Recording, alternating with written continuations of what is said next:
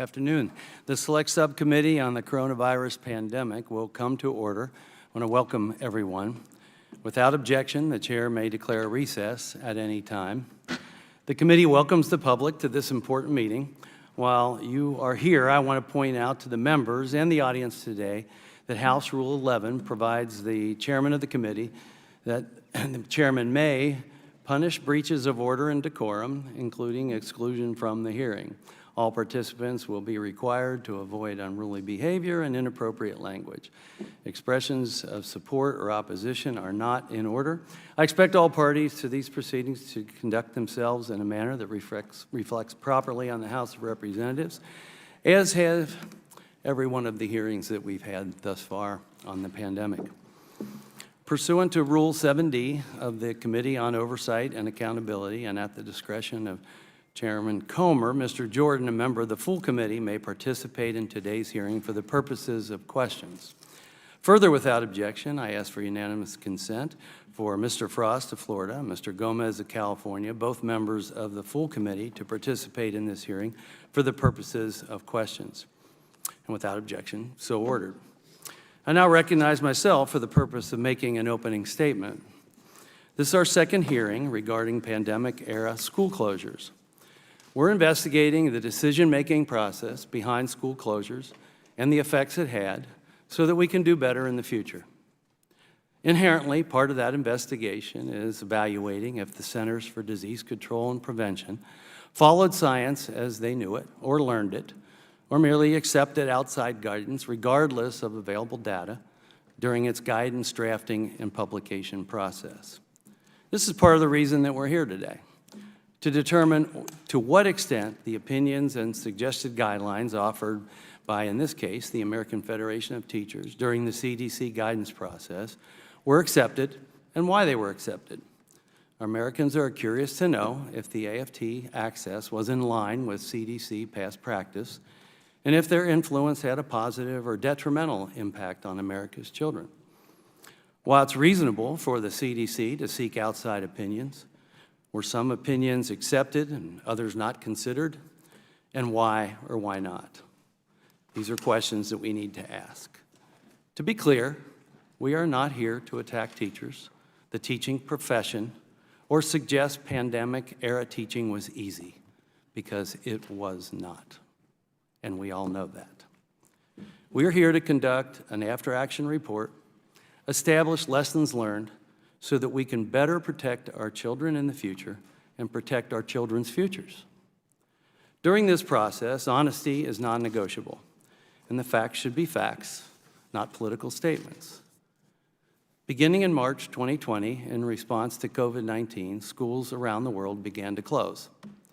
Doctors and scientists didn't know a lot about the novel virus, and decisions were made based on whatever facts were known. And at the time, they were what was known to try and best save lives. However, it became clear, in fact, essential, long before the beginning of the fall of 2020 semester, that schools needed to be, and safely could be, open for in-person instruction. It was happening.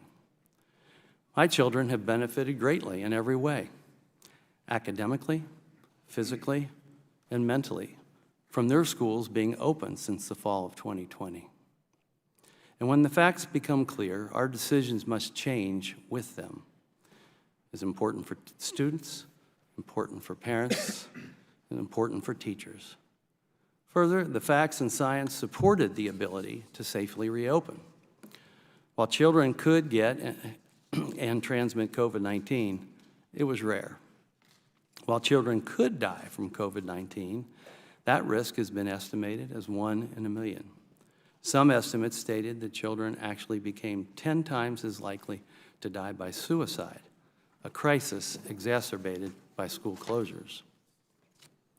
And with a wide range of mitigation strategies, COVID-19 transmission in a school setting was low. Schools could have and should have reopened. And again, many did. The baseline question should have been, schools need to be open.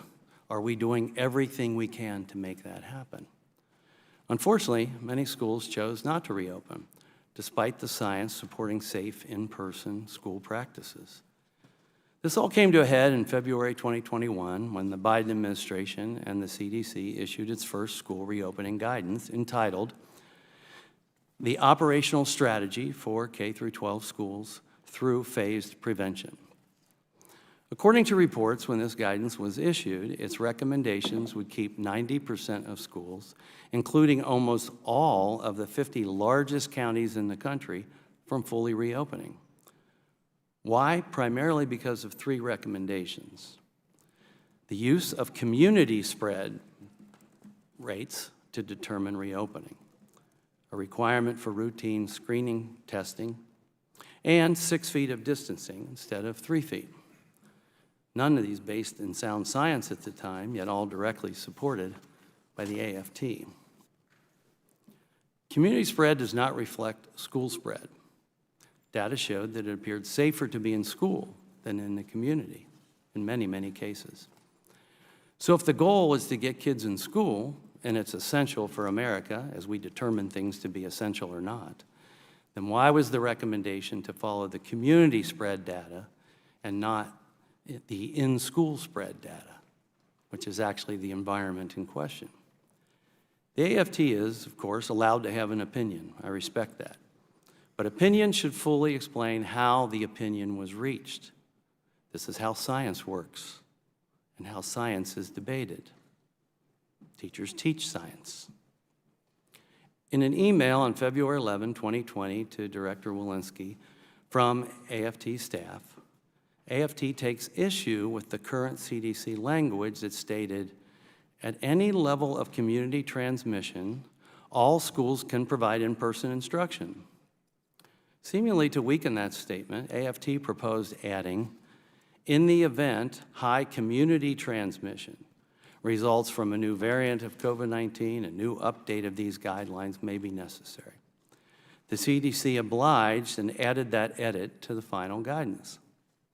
Why not, in the event of a high in-person school transmission rather than community transmission? They're two different. In an email to the president of the AFT staff prepared a document for the president for a February 1, 2020 phone call with CDC. AFT staff wrote that the CDC should support the adoption of screening testing. In notes provided to the President Weingarten, before the same February 1, 2020 call with the CDC, AFT staff wrote, emphasize 6 feet of distancing. The guidance is fairly good on 6 feet or more of distance. It could be made stronger by rebutting directly school systems that are using lower standards to keep students in school. Let me say that again. Basically, AFT objected to schools using less than 6 feet of social distancing so that kids could return to school. AFT's support for these unscientific mitigation policies calls into question why it was offering scientific advice to the CDC in the first place. The scientific expertise of the AFT is called into question, and also called into question is the high level of access and influence the AFT was provided by the CDC. In the AFT letter to this subcommittee on April 19th, the lawyers wrote, quote, releasing guidance on how to safely reopen schools without attempting to address the concerns of these educators would not only be irresponsible, but also futile, end quote. The lawyers continue, in short, the failure to consult would have been foolish and self-defeating, end quote. To me, these statements sound like a form of intimidation. Is this more political than scientific? Of course, in the letter and prepared statement that President Weingarten submitted today, she mentioned former President Trump 12 times. As best that I can tell, President Trump had nothing to do with the crafting of AFT guideline recommendations. That's the topic today. The purpose of this committee is to examine the procedures followed the decisions made and why, what motivated decisions, and what worked and didn't work, then ultimately, I would hope that we can produce a product, bipartisan, that will guide future generations so that we may have the ability to predict the next pandemic, prepare for it, protect us from it, and maybe even prevent it. And in this case, maybe even be able to successfully maximize our children's education, especially in-person education, not just for some of our children, but rather all of our children across this country. I pray that today's hearing will produce some of the necessary facts and evidence that this subcommittee may utilize going forward in order to achieve our altruistic goals. I would now like to recognize Ranking Member Ruiz for the purpose of making an opening statement. Thank you, Mr. Chairman. The COVID-19 pandemic has taken a heavy toll on our nation's students, both inside and outside the classroom. Nearly 230,000 children nationwide lost a parent or primary caregiver to the pandemic. Adding to this loss, job loss, economic hardship, and food insecurity weighed heavily on families across the country.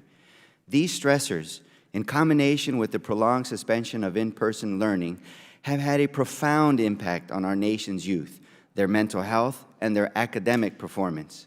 According to a 2021 CDC study, nearly 45% of high school students suffered so severely from feelings of sadness and hopelessness that they were unable to engage in regular activities. Nearly 1 in 5 students seriously considered suicide, and 9% of surveyed teenagers actually tried to take their lives during the previous 12 months. These are alarming statistics, and as a physician, an emergency physician, and a father, I am deeply concerned about this growing mental health crisis among our youth. It is crucial that we address this as well as the startling declines in learning caused by the prolonged suspension of in-person learning and the psychological trauma of the pandemic and losing a parent. According to a January 2023 McKinsey report, we've been set back 2 decades of progress in learning because of this pandemic, and it may take until 2050 for some students to recover. So now is the time to get students the resources they need to live and learn healthily and safely so that they can succeed now and into the future. The mental health crisis our students face and the acute learning loss they suffered demand a response that is driven by data-informed solutions that put people above politics, not extreme budget cuts that threaten our children's health, safety, and well-being. You see, when we invest in education and prioritize our children's health, we see the results. Under the American Rescue Plan and the Biden administration's leadership, we doubled the number of schools open for full-time in-person learning thanks to bold investments in education and school infrastructure. In fact, just 1 day after he was sworn in to office, President Biden issued a sweeping executive order directing a whole-of-government approach to get schools safely and responsibly opened. This leadership, the American Rescue Plan's bold investments, and strong guidance created with input from more than 50 organizations, including parents, teachers, nurses, and superintendents, helped get students back in the classroom sooner and protected our communities from a deadly novel virus. It is because of these investments and this leadership that we were able to overcome the previous administration's COVID-19 response failures and inaction that left our nation and our classrooms unprepared to combat a global public health threat. Failures such as downplaying the pandemic, calling it a hoax, a political ploy by Democrats, not urgently acting to reduce transmission, not honestly communicating with the American public, and not effectively equipping our schools with the necessary resources to stay open. These actions put high-risk communities in harm's way, led to an estimated 130,000 preventable American deaths, and resulted in the prolonged suspension of in-person learning. These failures should have taught us all a lesson about what happens when we leave our schools and our communities under-resourced, under-equipped, and vulnerable. And yet, here we are holding this hearing today along the backdrop of the Republican extreme budget plan that makes reckless 22% cuts on critical education and healthcare programs that serve Americans' children and families. The extreme Republican budget would have disastrous consequences for our communities, such as removing 60,000 teachers from schools serving low-income students, eliminating more than 101,000 child care slots, excluding nearly 1.2 million children and mothers from essential nutrition programs, and decimating life-saving mental health programs. This doesn't help our students suffering from mental health or struggling with their grades. It makes it worse for them and their parents. Right now, America's children need our support. They need resources to make up for lost classroom time, overcome struggles with mental health, and live, learn, and grow in a healthy, safe environment. Ripping away critical funding and focusing on and prioritizing partisan allegations that seek to vilify our nation's dedicated teachers will get us nowhere in addressing the challenges our nation's children face. Instead, let's cut the partisan allegations. Let's get down to business and let's prioritize our children's health and well-being both inside and outside the classroom. And let's prepare our schools for the next deadly airborne pandemic to save lives, reduce transmissions, and keep schools safely and responsibly open. I yield back. I thank the ranking member. We'll be able to have these conversations again when that's the topic, and so I appreciate you setting the stage now. Our witness today is Ms. Randy Weingarten. Ms. Weingarten has served as the president of the American Federation of Teachers since 2008. In this role, she oversees a union that represents more than 1.7 million members, including teachers and other school-related personnel. Pursuant to the Committee on Oversight and Accountability Rule 9G, the witness will please stand and raise her right hand. Do you solemnly swear or affirm that the testimony that you are about to give is the truth, the whole truth, and nothing but the truth, so help you God? Thank you. Let the record show that the witness answered in the affirmative. The Select Subcommittee certainly appreciates you being here today, and we look forward to your testimony. Let me remind the witness that we have read your written statements, and they will appear in full in the hearing record. So please limit your oral statement to 5 minutes. As a reminder, please press the button on the microphone in front of you so that it is on, and the members can hear you. When you begin to speak, the light in front of you will turn green.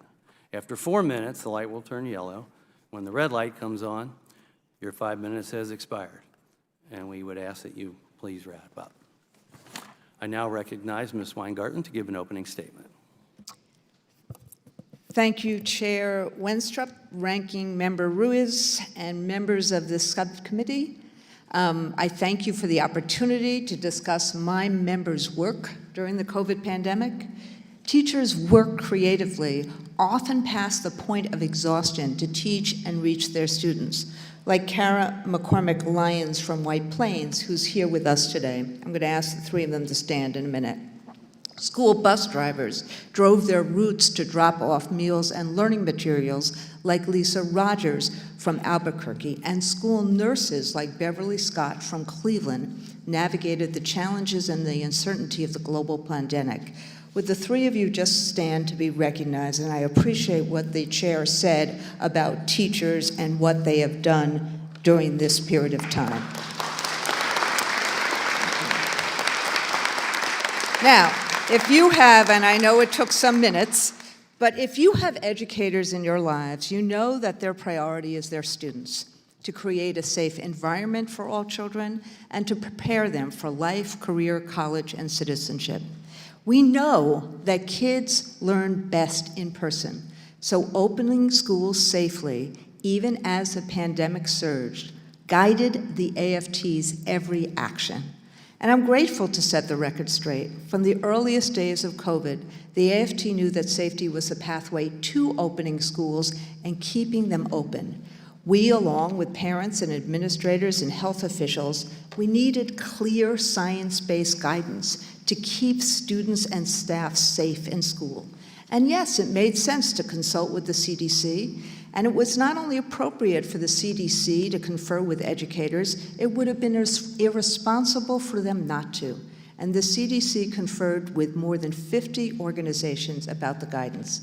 But before the CDC, and frankly, neither the president at that time nor Betsy DeVos would confer with us, but we tried to do whatever we could. We released this report in April 2020, a common-sense, science-backed plan to open schools safely. That same month, we worked with John King, the former education secretary, to focus and combat learning loss. 2020 was chaotic and terrifying. The previous administration downplayed the pandemic. Failure to protect Americans had unbearable costs. It's not just the 1.1 million Americans that died of COVID. Black children died at almost 3 times the rate of white children. 245,000 children were orphaned in America. And members of my union died as well. Gabriel Gale was a 4th grade teacher who was pregnant with her 2nd child when she died. We lost Holly Ann Hoover, a nurse, Anthony Harrell, a school custodian, and so many more. And this is what the AFT did. When the Strategic National Stockpile unstocked, we bought $3 million of PPP for our nurses and for our teachers in schools. We ran vaccination clinics. We convened virtual town halls that brought parents and educators and mental health experts together. We spent $5 million on a back-to-school campaign to get people back to school, everything from developing reopening plans, back to school fairs, door-to-door visits with parents, billboards, radio ads, etc. Our priorities were to open schools safely, to keep students and staff and families safe, to focus on students' social, emotional, and academic well-being, and to get the resources for this. We were fighting for better ventilation, yes, for COVID testing, and for the tools that we needed. And the same was true with parents. When President Trump left office, 46% of schools were open for in-person instruction. Between the American Rescue Plan and the work done by the CDC and other agencies, and by governors and education officials, parents and educators, including our union, we went from 46% of schools open for in-person instruction in January 2021 to close to 97% open in May 2021. Now, teachers want what students need. Let's work together now to help kids recover and leap academically. Let's expand community schools. Let's increase experiential learning and career-connected learning. Let's address educator burnout. Together, we can overcome the effects of this unprecedented pandemic, and I welcome your questions. And my apologies for being 9 seconds over. Quite all right. Ms. Weingarten, I want to thank you for being here today and providing your testimony. I now recognize myself for questions. And I sort of apologize in advance because for the sake of time, I'm going to ask some questions where I really just want a yes or no answer, and I would appreciate it because we're really interested in process here. So yes or no, did the AFT consult with the CDC on its February 2021 operational strategy for school reopening? We consulted with the CDC. Yes or no? It's yes or no, please. Mr. Chair? I'll get to the, let me ask the questions. Please, I'm Sure. respectfully asking you, just answer yes or no as I'm going through the process. My next question is, since you did consult with them, what did that consultation look like? Oh, I see what you're saying. I'm sorry, sir. Yeah, what did the consultation look like? Did the AFT first engage the CDC, or did the CDC reach out to you? So what essentially happened, sir, was that we were talking to the Biden transition team before he was sworn into office. Okay. And we... Did they reach out to you? Yes, CDC? they reached out. No, the Biden transition team reached out to us. Okay. And did that include the next CDC director? not... Or anybody who went to work for CDC? I don't, you know something, I don't want to speculate. There were lots of meetings with lots of people on Zoom. Fair enough. I don't know. I get that. I just don't know. I understand that. But When was the first time you engaged with CDC in any way, shape, or form directly? The first time Yeah. was when they asked us to do the Zoom. I think the first time, look, I'm 65 years old. I don't remember Me too. everything anymore. I'm sorry. I think the first time was, remember, the president was. I guess really the only question I is, think did it was they reach about- out to you, or did you reach out to them? Because I know they asked for guidance from many Right, they organizations. reached out. My recollection is that they set up this January 29th Okay. half-an-hour conference call. Okay. That's my recollection. And again, yes or no, did that include any direct interaction with CDC Director Walensky?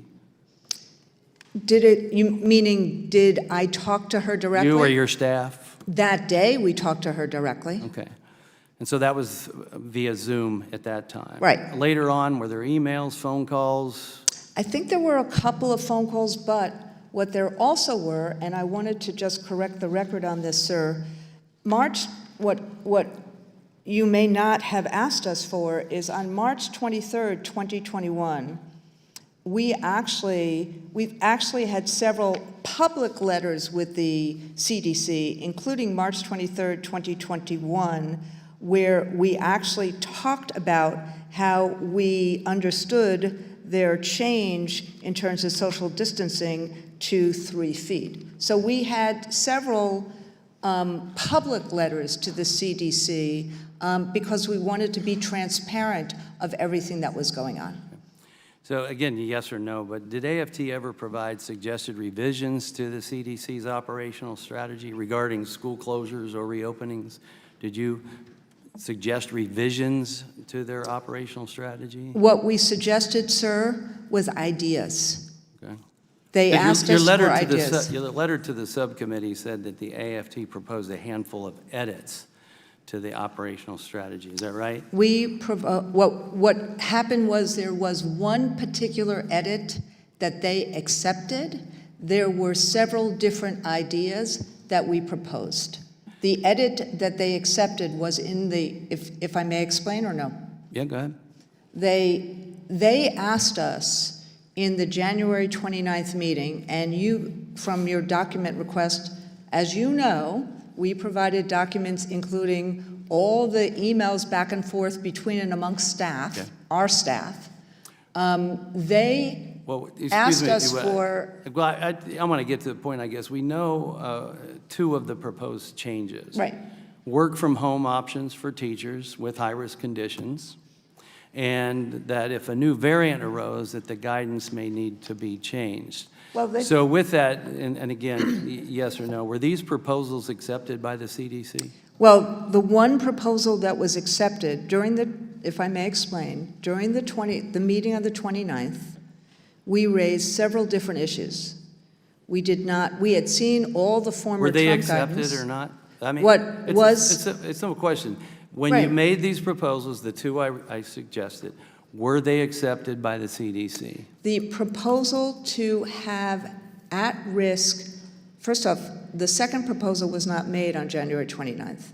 I didn't The say that. Sorry, the first proposal about at-risk immunocompromised workers, and not that simply that they would work at home, but there would be accommodations for people who are at risk. That proposal was accepted. Okay. Now you've answered my question. Thank you. Sorry, Yeah. I'm just slow. If a new variant arose, that the guidance may need to be changed. And then, really, what else did AFT propose? I mean, I mentioned those two that I know of. Were there other proposals that weren't accepted? Yes, several. And the proposal about a new variant arising, that the guidance may need to be changed, was that accepted? So what we asked for was because there were new variants Right, that were starting I understand. to We all know happen. there were new variants. So I'm we asking, said- was the proposal accepted? Yes. Thank you. So before the operational strategy was finished, AFT advocated for a school closure trigger. That's the word in your documents. On January 29, 2021, in notes prepared for you before a call with the CDC, your staff recommended pushing the CDC for a trigger stating, "We need an objective metric for closure, ... triggers." Then on February 11, 2021, following the need to push on a closure trigger, a member of the AFT staff emails Director Walensky directly and says, "We must, however, urge inclusion of clear closure triggers in the imminent guidance."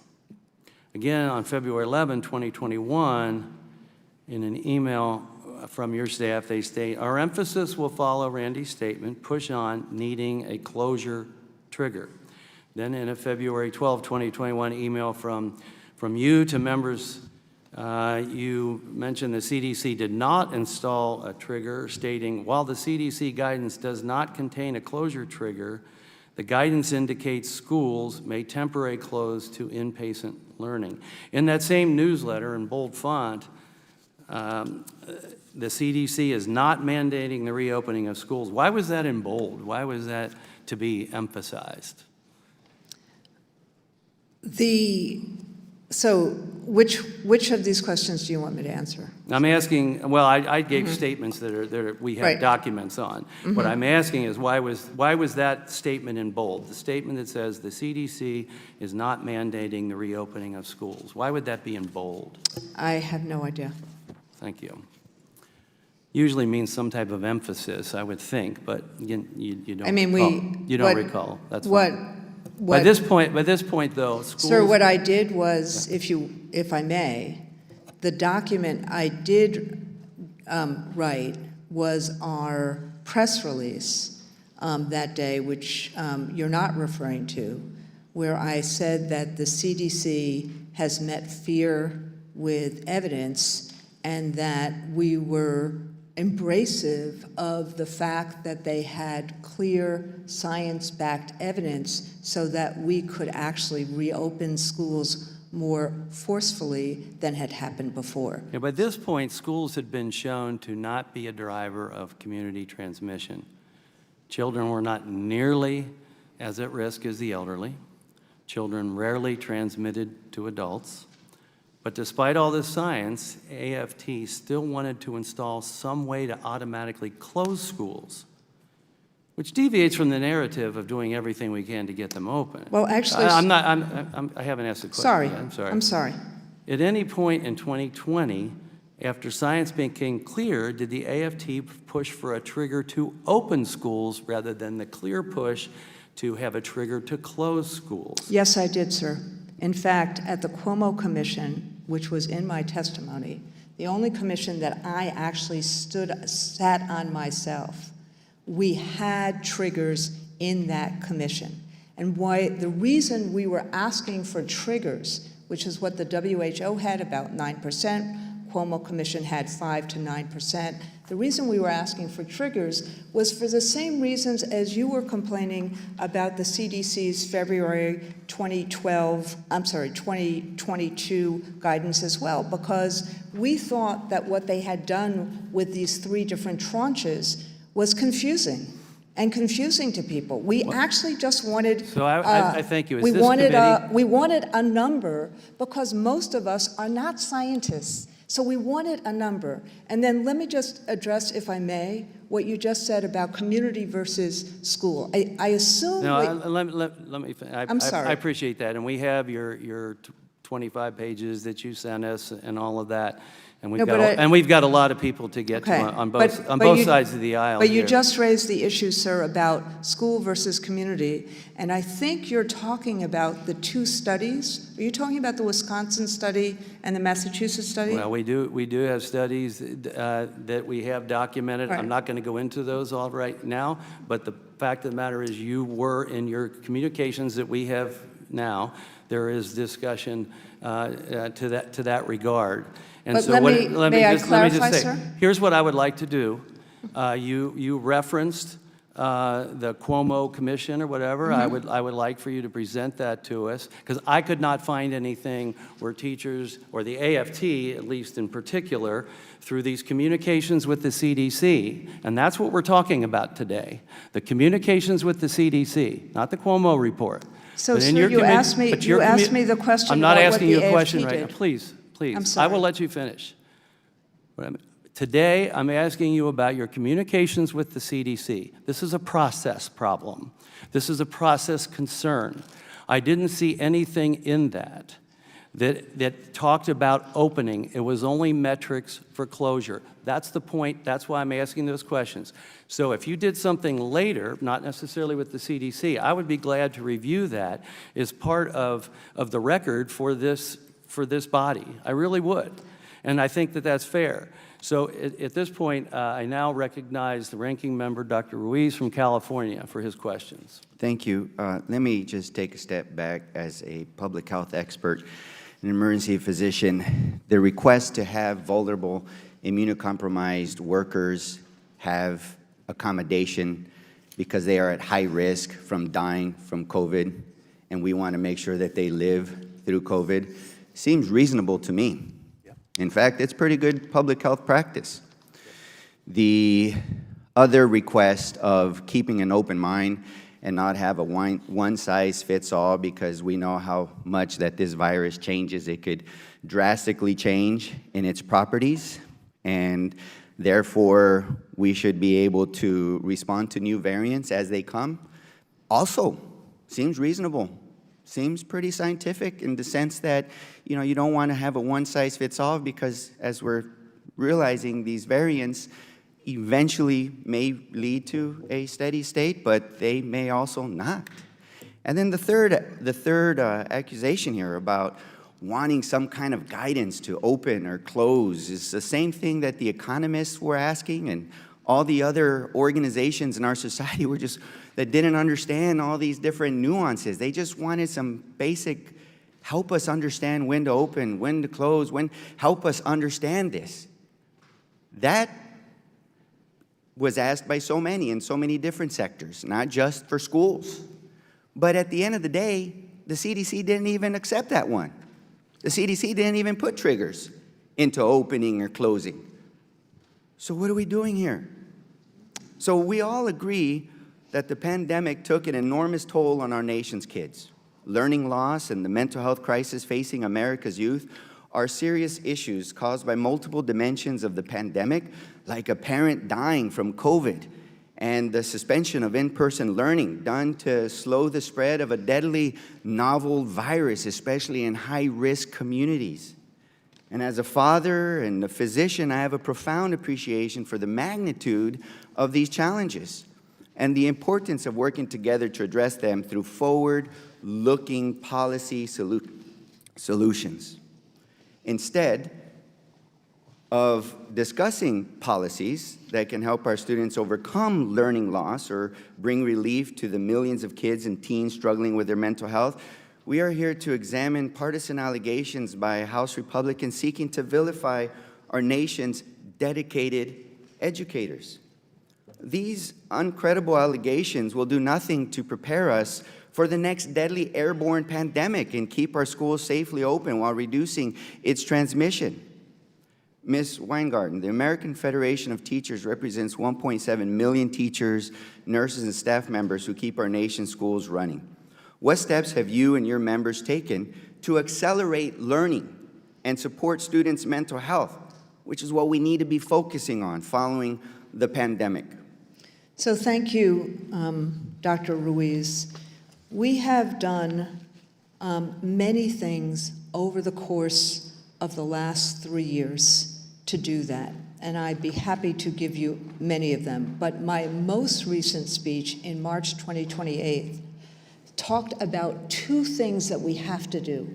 Number one, we have to meet the social and emotional needs of children. Children are really suffering right now and have been for a very long time, but it has been escalated because of the pandemic. So what we thought was, if we do things like we've done at Wolf Academy in Baltimore, where we wrap services around schools. And as a result, this academy is now the second highest performing school in Baltimore. If we do more of those kind of community schools with wrapping services around, my understanding is that one of your witnesses in the last hearing talked about all of those things. We can actually accelerate learning by meeting the needs of kids. And the second thing is, we have to bring joy back to schooling. And things like experiential learning. I start as a high school social studies teacher in a career tech school, Clara Barton High School in Brooklyn, New York. What we now know is that 94% of kids in career tech ed graduate from high school, 70% go to college. What's the difference? It's hands-on, it's robotics, it's debate, it's all the things that we need to do in this new economy. Let's do more of that kind of experiential learning and do things like that. Although I know the chairman's going to give me the same allotted time that he has, I just want to be more efficient in the questions.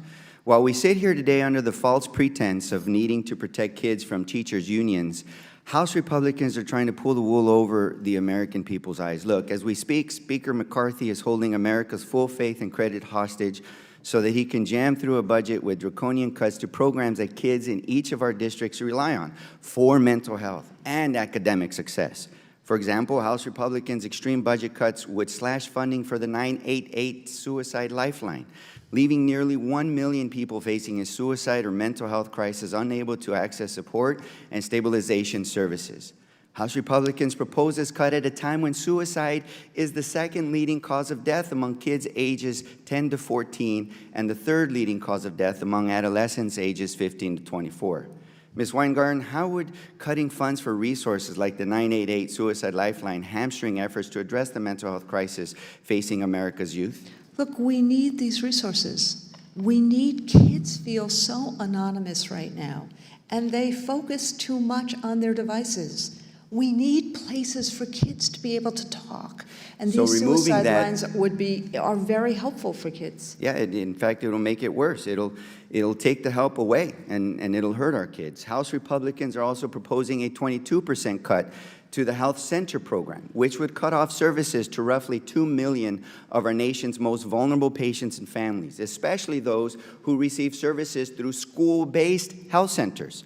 For kids with less access to care, school-based health centers are a critical lifeline to primary care services, tooth and eye exams, mental and behavioral health counseling, and so much more. So, Ms. Weingarten, how does gutting funding for community health centers, including school-based health centers, undermine children's health and educational outcomes?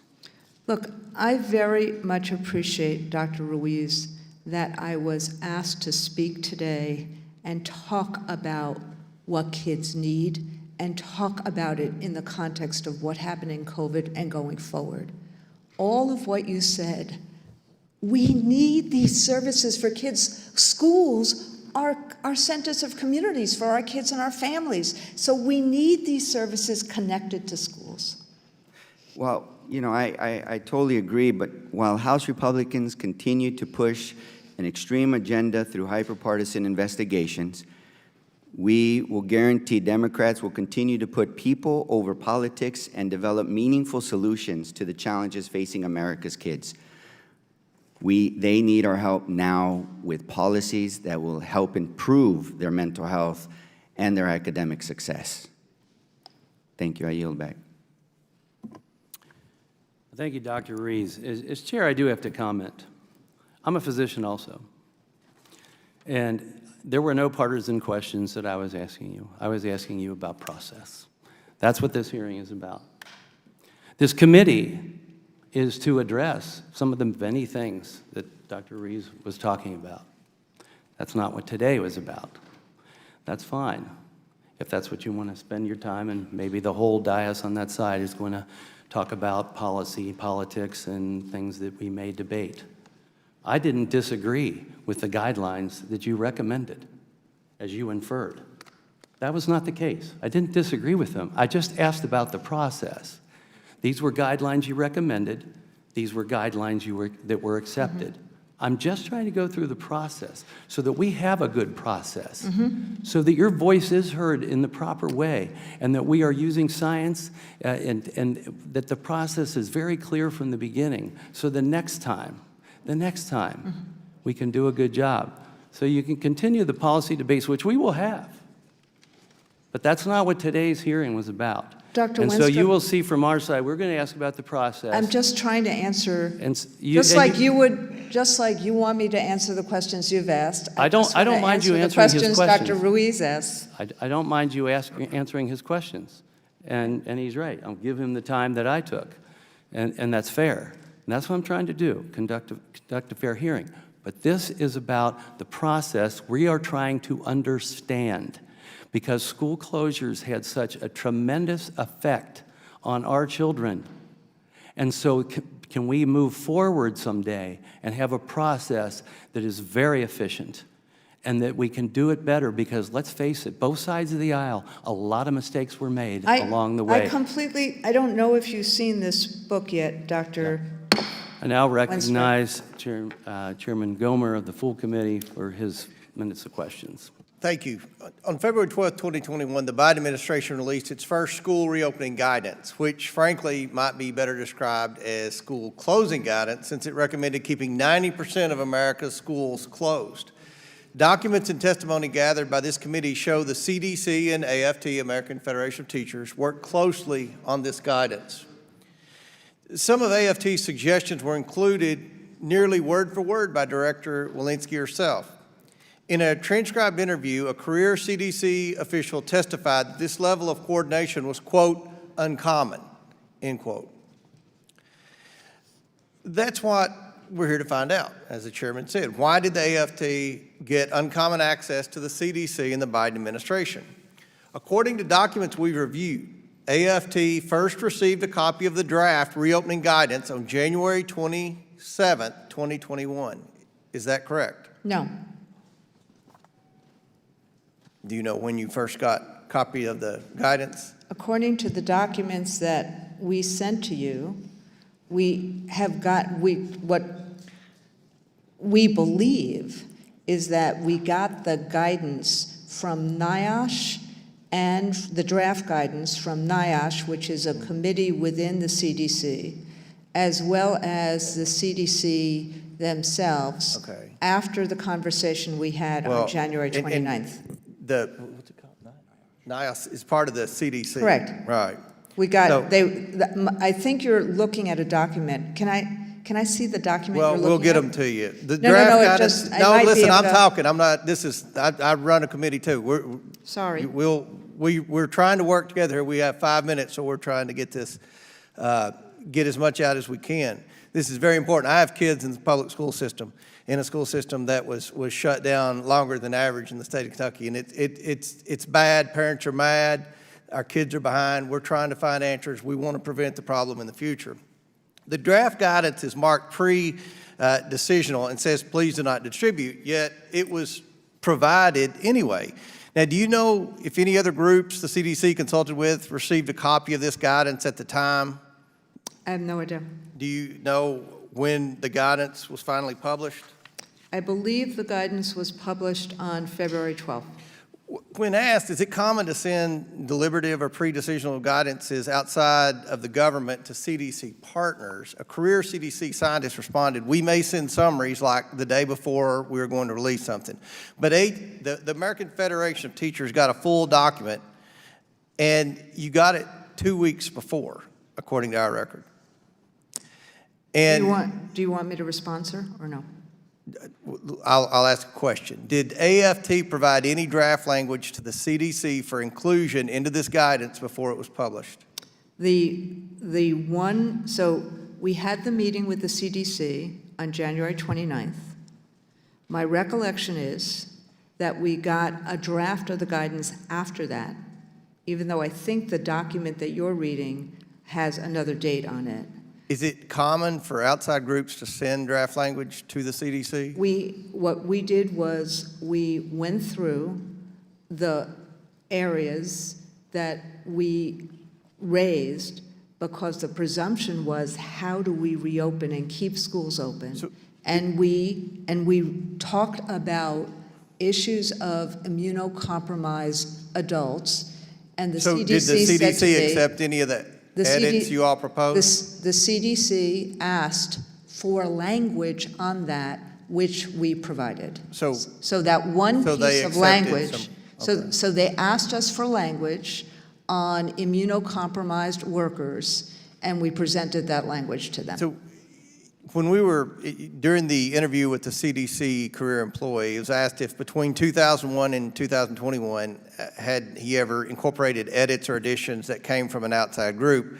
And the career scientist responded, I don't remember any assistance. So to summarize, AFT was provided with a full draft copy of the guidance 2 weeks before publication, suggested line-by-line edits. No, we did not, sir. Did We not? did not suggest line-by-line edits to the document.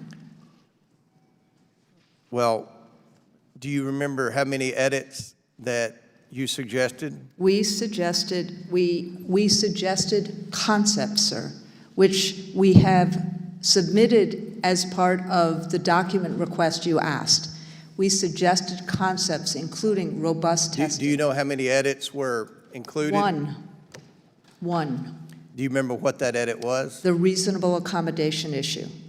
And then, in addition, about a week later, when we were going back and forth with all of the groups, there were several other meetings with different groups and things like that, you saw, and the chairman just said this, the issue about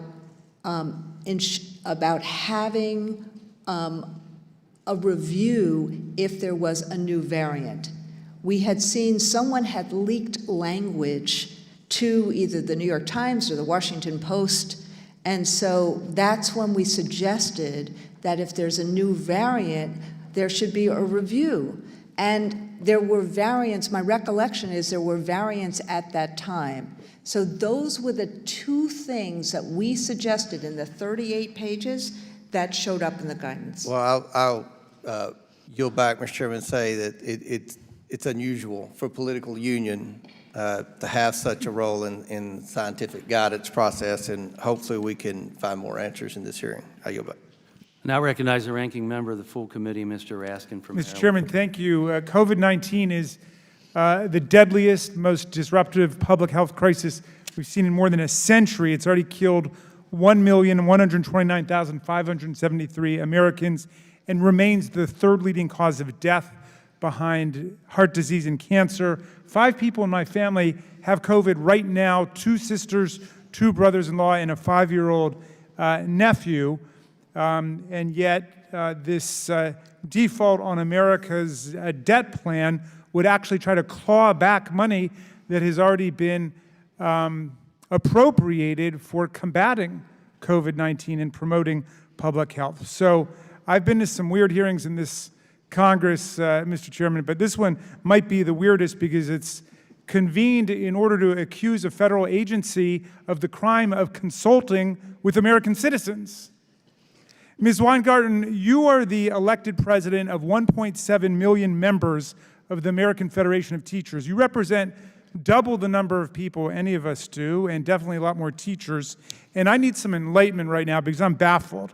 As a member of the Select Subcommittee on COVID in the last Congress, I was involved in trying to address this plague when it started, and I remember this specific debate very precisely. So let's talk about process.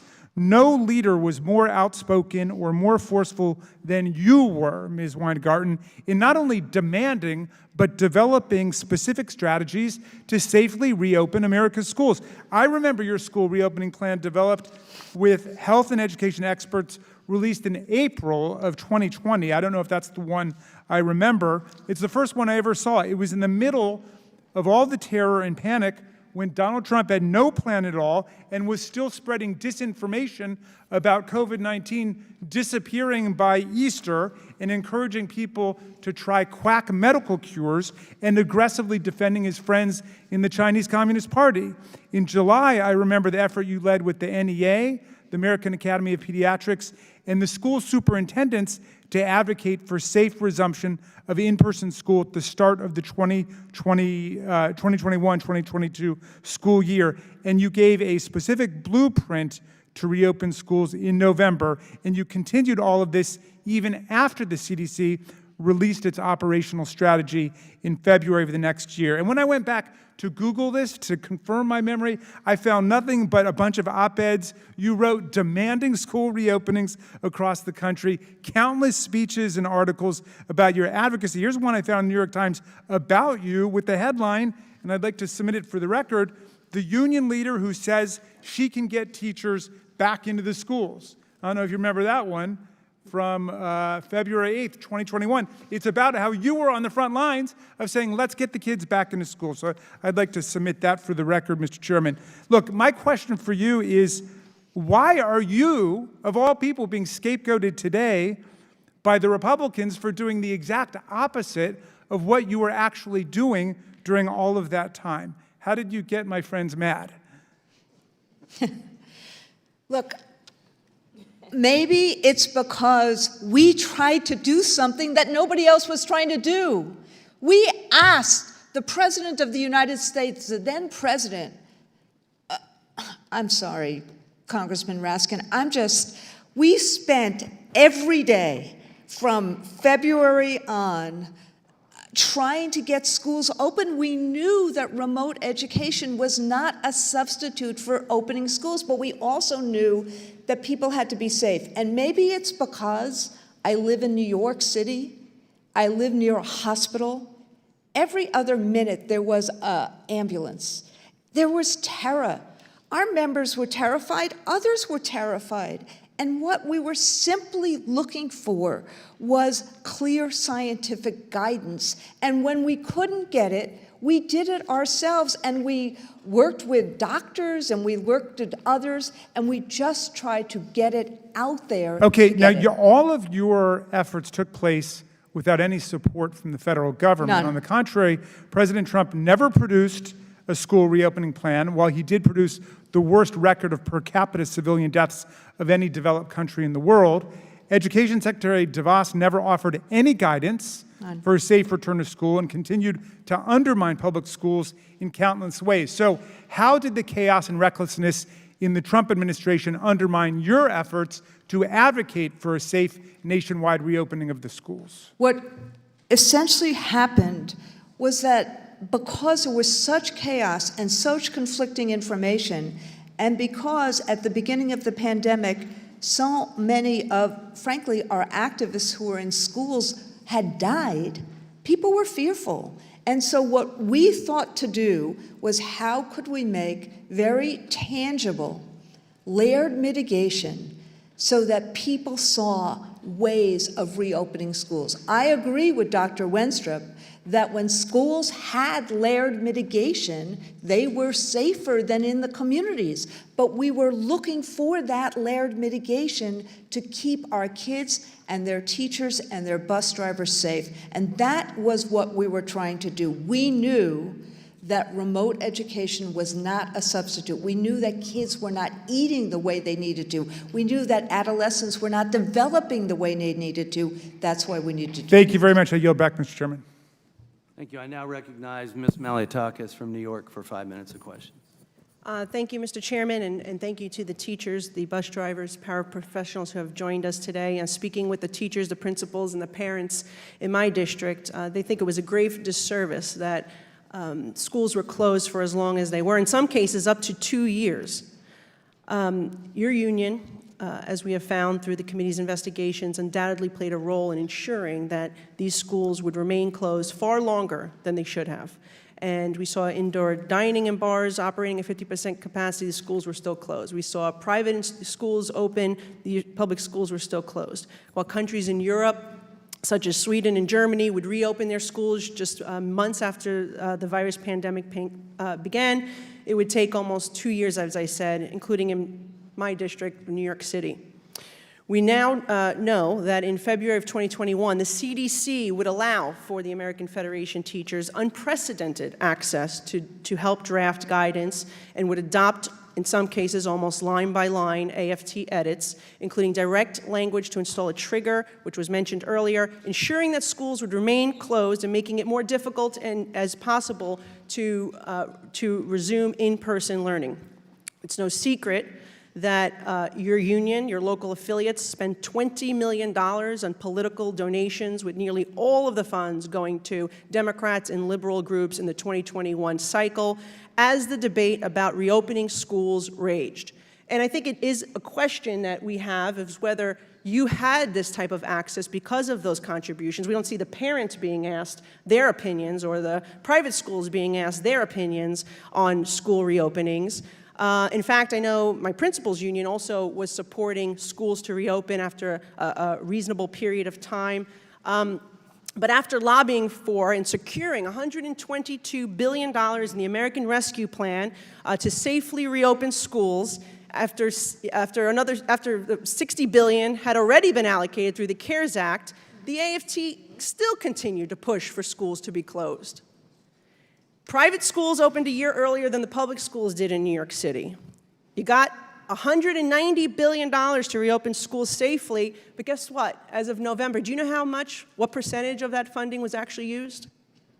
Of that $190 billion? I know, I know that in New York, in September 2020, because as you know quite well, we both are from the same city, that we opened, and the UFT and the principals union and the then mayor did open every single school in 2020. I don't know how much money. Yes, in the fall of 2020. In September of 2020, every single school was open. Yeah, but the triggers were put in place that, you had a couple of cases and the whole entire schools were shut down. But my question is, you lobbied for the $190 billion in the CARES package. You actually blame Republicans for voting against the American Rescue Plan because you needed that money so badly to reopen the schools. But guess what? Only 15% of that money was spent as of November. So that means you didn't need that money. And Republicans actually have been vindicated in the sense that we were right, all this inflationary spending actually didn't even go to what it was supposed to go to. But I'll say this, the damage has been irreparable to our children, right? And in New York City, which you and I care about very much, 50% are now failing their reading exams. 70% are failing their math exams. 1 in 3 children K through 3 can't read at their grade level. New York is now lowering their test standards as a result. All right, and this is, by the way, a state where we spend more per student than any other state in the country, over $25,000 per student. And we're seeing these horrible results. And I think the school closures had a lot to do with it. Obesity is another problem we're seeing, mental health, the suicide statistics. This tweet, you even acknowledged that remote learning, I can see you squinting, you can't see. Sorry. From here, but that's all right. And you tweeted out in 2023, what we have seen in public education is that technology can't replace teachers. Remote education didn't work, in part because you have to have relationships, you have to build trust. Yes. But yet, your union continued to advocate for these schools to have triggers to close, to keep them closed, unlike private schools.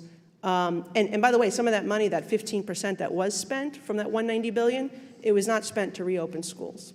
It was spent for CRT, for implicit bias, for anti-racism training, for restorative justice programs, especially in cities like ours, in New York City. Are you disappointed that the funding that was meant to reopen schools were spent on programs like that instead? Well, first off, let me just say that I, over and over again, as Representative Raskin said, wanted schools to reopen and wanted them to reopen safely. And there were monies that were used in terms of that. We needed far more money in terms of testing and monies that were used in terms of that. The guidance was about the presumption in the guidance, both the Cuomo Commission guidance as well as this, because the Cuomo Commission guidance was what governed New York City, and that guidance was about reopening schools. As to the money spent for programs, my understanding is that under the American Rescue Plan, 20% of that money was for programmatic work. And one of the pieces of programmatic work was curriculum, and another piece was how do we help address the emotional and social needs of kids, and that's what the money was used for. Okay, so you still, to this day, believe it was a good use of money to use that COVID that was supposed to be meant for reopening schools for CRT and other type of training? Well, Congresswoman, I don't, we don't teach CRT in elementary or middle schools. I now recognize Ms. Dingle from Michigan for 5 minutes of questions. Thank you, Mr. Chairman, and thank you to the witness for her attendance today. I'm concerned about this hearing. I quite frankly am here to learn. I share all my colleagues' concerns on both sides of the aisle about the impact of this pandemic on our children. I just do not believe we should be scapegoating unfairly one institution that represents we all support our teachers. And I think that there's very unfair scapegoating going on here. I regularly met with teachers throughout my district, both private schools and public schools, and to a person, while many of them were fearful about not infecting their kids, the teachers wanted to reopen the schools. And I want to remind this committee that Director Lewinsky was questioned regarding this topic at a March 2022 hearing before the Select Subcommittee under Mr. Clyburn. And in response to questions from then-ranking member Steve Scalise, Director Lewinsky noted that the CDC consulted with over 50 organizations prior to releasing the school reopening guidance, and that this ranged from parents groups to superintendents to boards of education as well as AFT. And my understanding is that responses received thus far from recipients of the chairman's March 28th letters confirm this assertion. Director Lewinsky also explained that the CDC allowed the groups more time than usual to offer feedback due to the importance of schools reopening safely. She noted that within months of the guidance being issued, the percent of schools that safely returned to in-person learning rose from 46 to 60%. And I'll remind my colleagues that in January 2021, roughly half of school districts were open. That's when President Biden took over. And by the end of May, over 95% of schools were offering in-person learning. So, and candidly, I don't personally think the input provided by AFT and that was adopted by the CDC was unreasonable. The first proposed edit sought to address an issue that the CDC's first draft did not mention at all, which was how to accommodate immunocompromised teachers when returning to in-person learning. My colleagues' accusations aside, I struggle to see how that was unreasonable. Our nation had entered a new phase in the recovery of the pandemic. We have now. Look around. We're in this committee room without masks, largely thanks to the efforts of the Biden administration. But remember where we were then. We have to keep in mind that it was January and February of 2021. The first vaccines had only been authorized for emergency use a few weeks prior. At this point, there was not enough vaccine supply to meet demand, and only 23 million doses had been administered in the United States. Meanwhile, the death toll was over 400,000. Under these conditions, to suggest that immunocompromised teachers might require some degree of workplace accommodation not only does not seem offensive, it seems compassionate and fair, as anyone who is immunocompromised with loved ones can attest. And the second edit that they proposed, I think, is a matter of common sense. They suggested that if a new variant were to emerge and cause high community transmission, Mr. Chairman, I know that there is a difference for you between school and community, but communities do impact what's happening in the schools, and if it was more deadly, that we would want to revisit our public health guidance. It didn't say close the schools again or keep the schools closed. So I don't think that that was unreasonable. And I'm also going to remind people that at the time, in late 2020 and early 21, schools had a lack of resources. I was on the phone every day finding masks and gloves and tests for my teachers. There was chronic underinvestment in schools and education. It resulted in overcrowded classrooms. There were windows that wouldn't open, poor ventilation systems that were incompatible with COVID safety measures, and the rollout of the vaccine was just beginning. So, and I'm going to remind you with Dr. Scott Gottlieb, who was the former commissioner of FDA under President Trump. Kids are less susceptible to the infection and less likely to transmit it, but less susceptible doesn't mean they're not susceptible.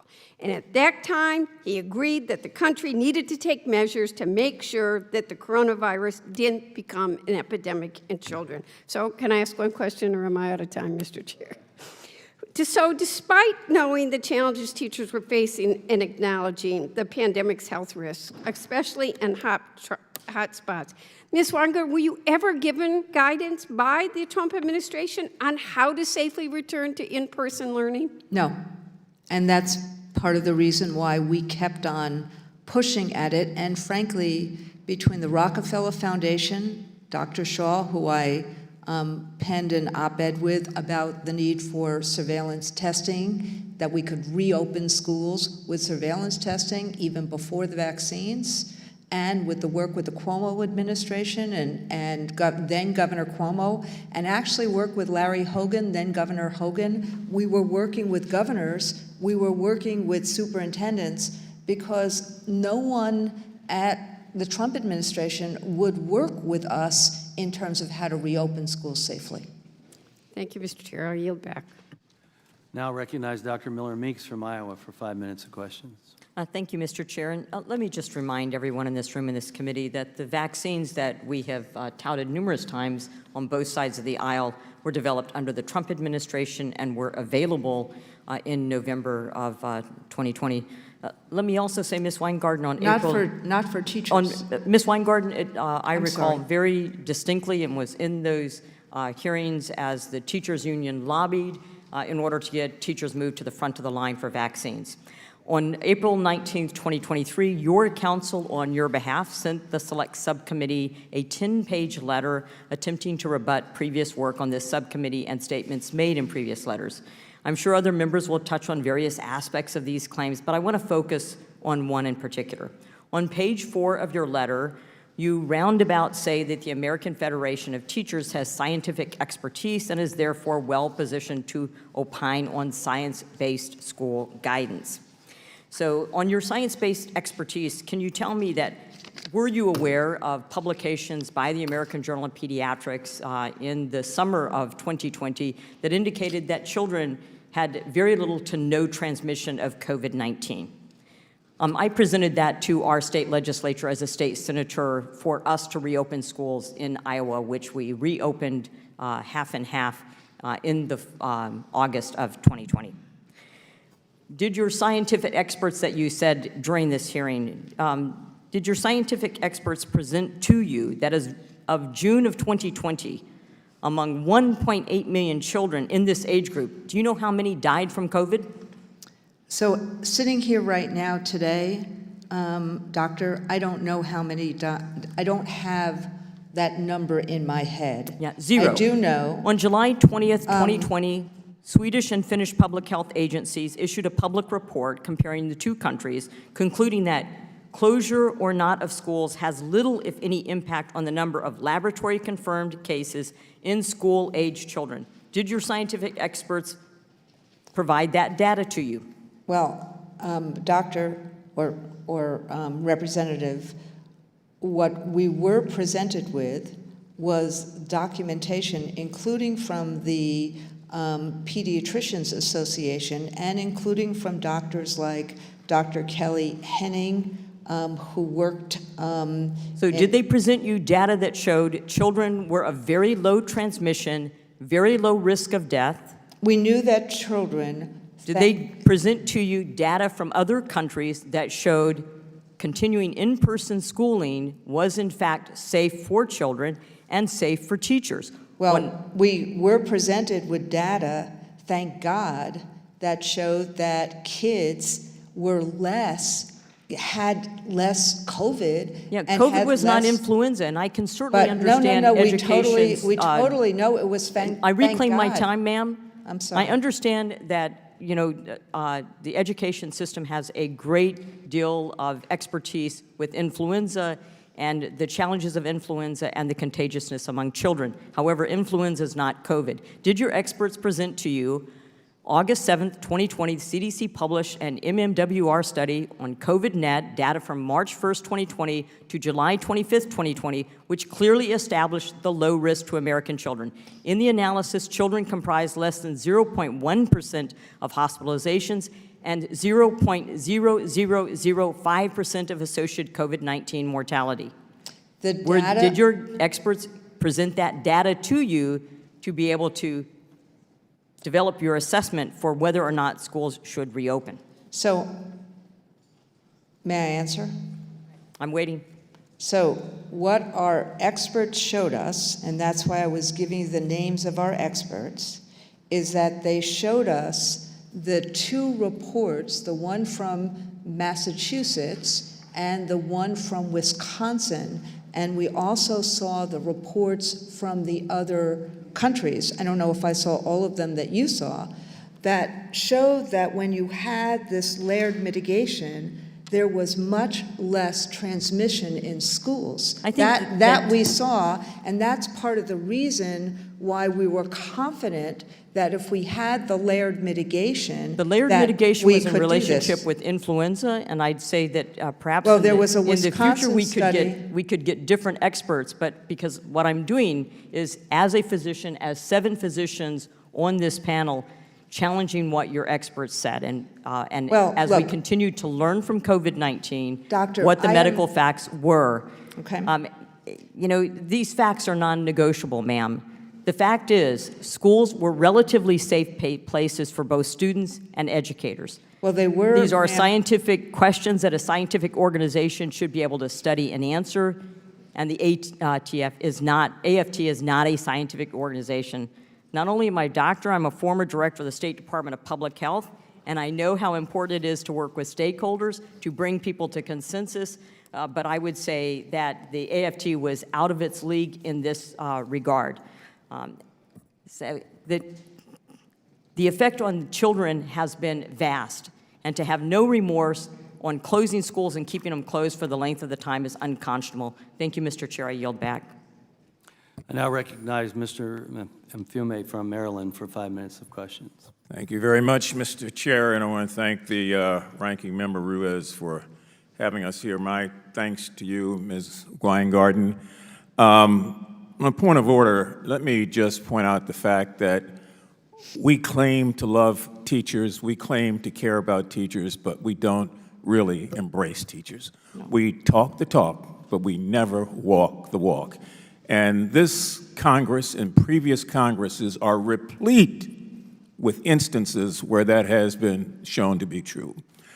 Now, I just want to point out the presence of a teacher who's here before she slips out of this door. And some of you will recognize her. She was the 2015 JFK Teacher of the Year. A year later, she was selected as the National Teacher of the Year from Connecticut. And we are happy that she is a member of our ranks and a representative from Waterbury, Johanna Hayes. Thank you very much for being here.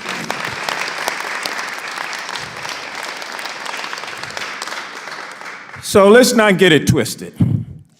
If teachers are important, we ought to act like it, and we ought to stop all of this castigating, finger-pointing, accusations, innuendo about what went wrong. All kinds of stuff went wrong during the pandemic. Nobody got it right because we were moving in real time. I serve as a member of the business committee, the small business committee. Do you know how many loans went out that shouldn't have gone out, and we're trying to reclaim them now? Because people just in real time weren't doing what they had to do, and how many accusations come out of that? We just can't continue down this track. And, you know, I just don't like angry people who use bully pulpits to make other people look small. If there's some issues and there's some complaints, that's fine. But the way we present what we're doing underscores really who we are, or more importantly, who we are not. Now, my teacher taught me, do unto others as you would have them do unto you. I wouldn't want to be a witness that just got the you-know-what smacked around out of them for coming here to testify to this group. Now, this pandemic has had a real and lasting consequence, we all agree, on our students, on our teachers, on our nation. And there's still a lot that needs to be done to make sure and ensure that we're making up for lost classroom time. That's really the bottom line here. How do we make up and catch up, and how do we stop pointing fingers? Getting families the support they needed then and need now is important, and then helping schools to recover and to rebuild and to help students get back on track. But the solution to these issues does not lie in politically charged hearings that mislead the American people and have nothing to do with advancing the protection of children's health, their well-being, or their education. So I want to go back and reiterate and be deliberately redundant of what my colleague, Ms. Dingell, brought out, and correct, again, this testimony by reminding us that the transcript of the hearing that took place 1 year ago in this committee, when Ms. Walensky came and testified under oath to this committee and was questioned by members of the committee about consultation, she said they consulted with over 50 organizations, not just with the American Federation of Teachers, 50 organizations, dozens of stakeholders, including dozens of parent groups and school boards and superintendents and national associations of school nurses and others to come up with the guidance that we're here talking about today. They didn't just go to AFT and say, what do you think? If they'd done that, everybody would be correct here in lambasting what took place. They sought to get the broadest amount of information they could, and that's reasonable, very reasonable. In fact, it's something that we expect will happen because we want great input. It's also startling to me that even as this committee is holding this hearing today, supposedly, well, let me take that back, because I don't want to judge their motives, anybody's motives, but as we are holding this hearing today out of concern for Americans' children, some on the committee are threatening to defund the American education system in the upcoming budget. Now, I don't understand that. Is that a sleight of hand, or is that deliberate? Budget cuts, 22%, totaling $3.1 billion in different areas of education that will affect children are all under assault.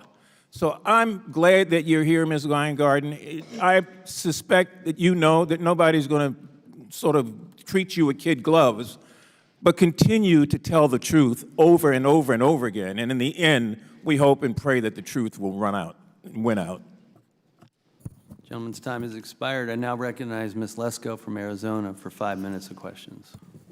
Thank you, Mr. Chair.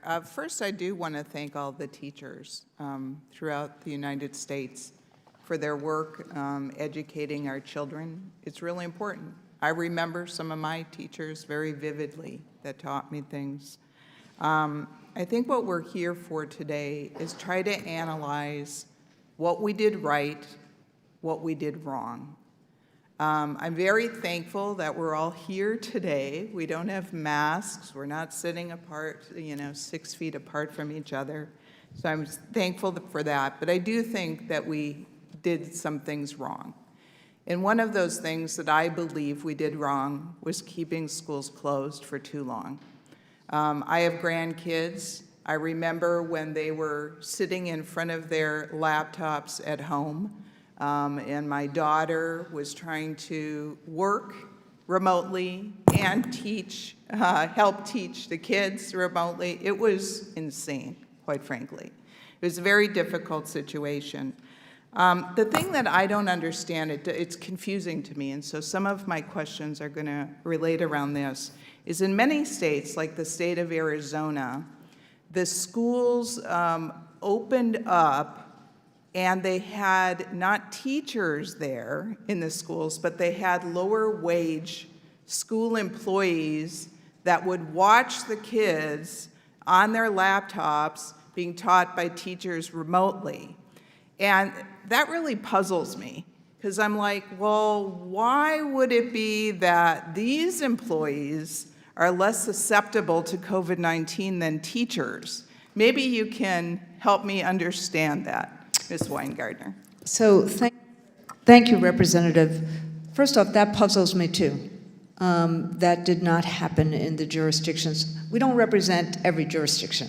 We have 3,500 locals, and one of the things that has not come through in my testimony yet is we represent 200,000 nurses and healthcare practitioners in hospitals. We are I think we're the fastest growing healthcare union as well as a teachers union. And so we've got, one of the things that we tried to do in the jurisdictions that we were in, and you saw me recognize a bus driver and a nurse, was it was about all of us and trying to make sure that we were all going to either be opened and try to get more and more kids, or what was going on, not to separate out two classifications of people. So I saw that in remarks that you had made earlier, and it's just not, it didn't happen in the jurisdictions that we were in. Yeah, it didn't make any sense to me. And I completely agree with you that the work that people tried to do in terms of juggling remote and was terrible, and that's part of the reason from April 2020, we were trying to find what we needed to do in terms of safety guidance to reopen schools. Thank you. I just have to, I only have a minute, 44 seconds left. The other thing that puzzled me is that a lot of other establishments were open. Grocery stores were open, Walmart was open. I assume that teachers went to grocery stores and they went to Walmart, so why could they go there and not go to the classroom? That I don't understand. Well, part of the problem was, unlike in Europe, and I wish I had the moment to answer this question, unlike in Europe, the economy was prioritized in so many different places in America, gyms, bars, restaurants, and look, it was a Hobson's choice. I think the Congressman said it was a Hobson's choice. But what the difference between schools and a Walmart is that kids were in school all day. Yeah, it still mystifies me. The other thing we've already brought up about the science, were you aware that Sweden, they had no closures of daycares or schools and that 0 Swedish children died? What I am aware of is that Sweden and Denmark and other places in Europe prioritized the reopening of schools and had the layered mitigation that we were championing. So they prioritized it over bars and things. I have one last question, the 14 seconds I have left. I'm a member of Congress that sits on 2 committees that deal with this, the CDC. I don't have a direct number to Director Walensky, do you?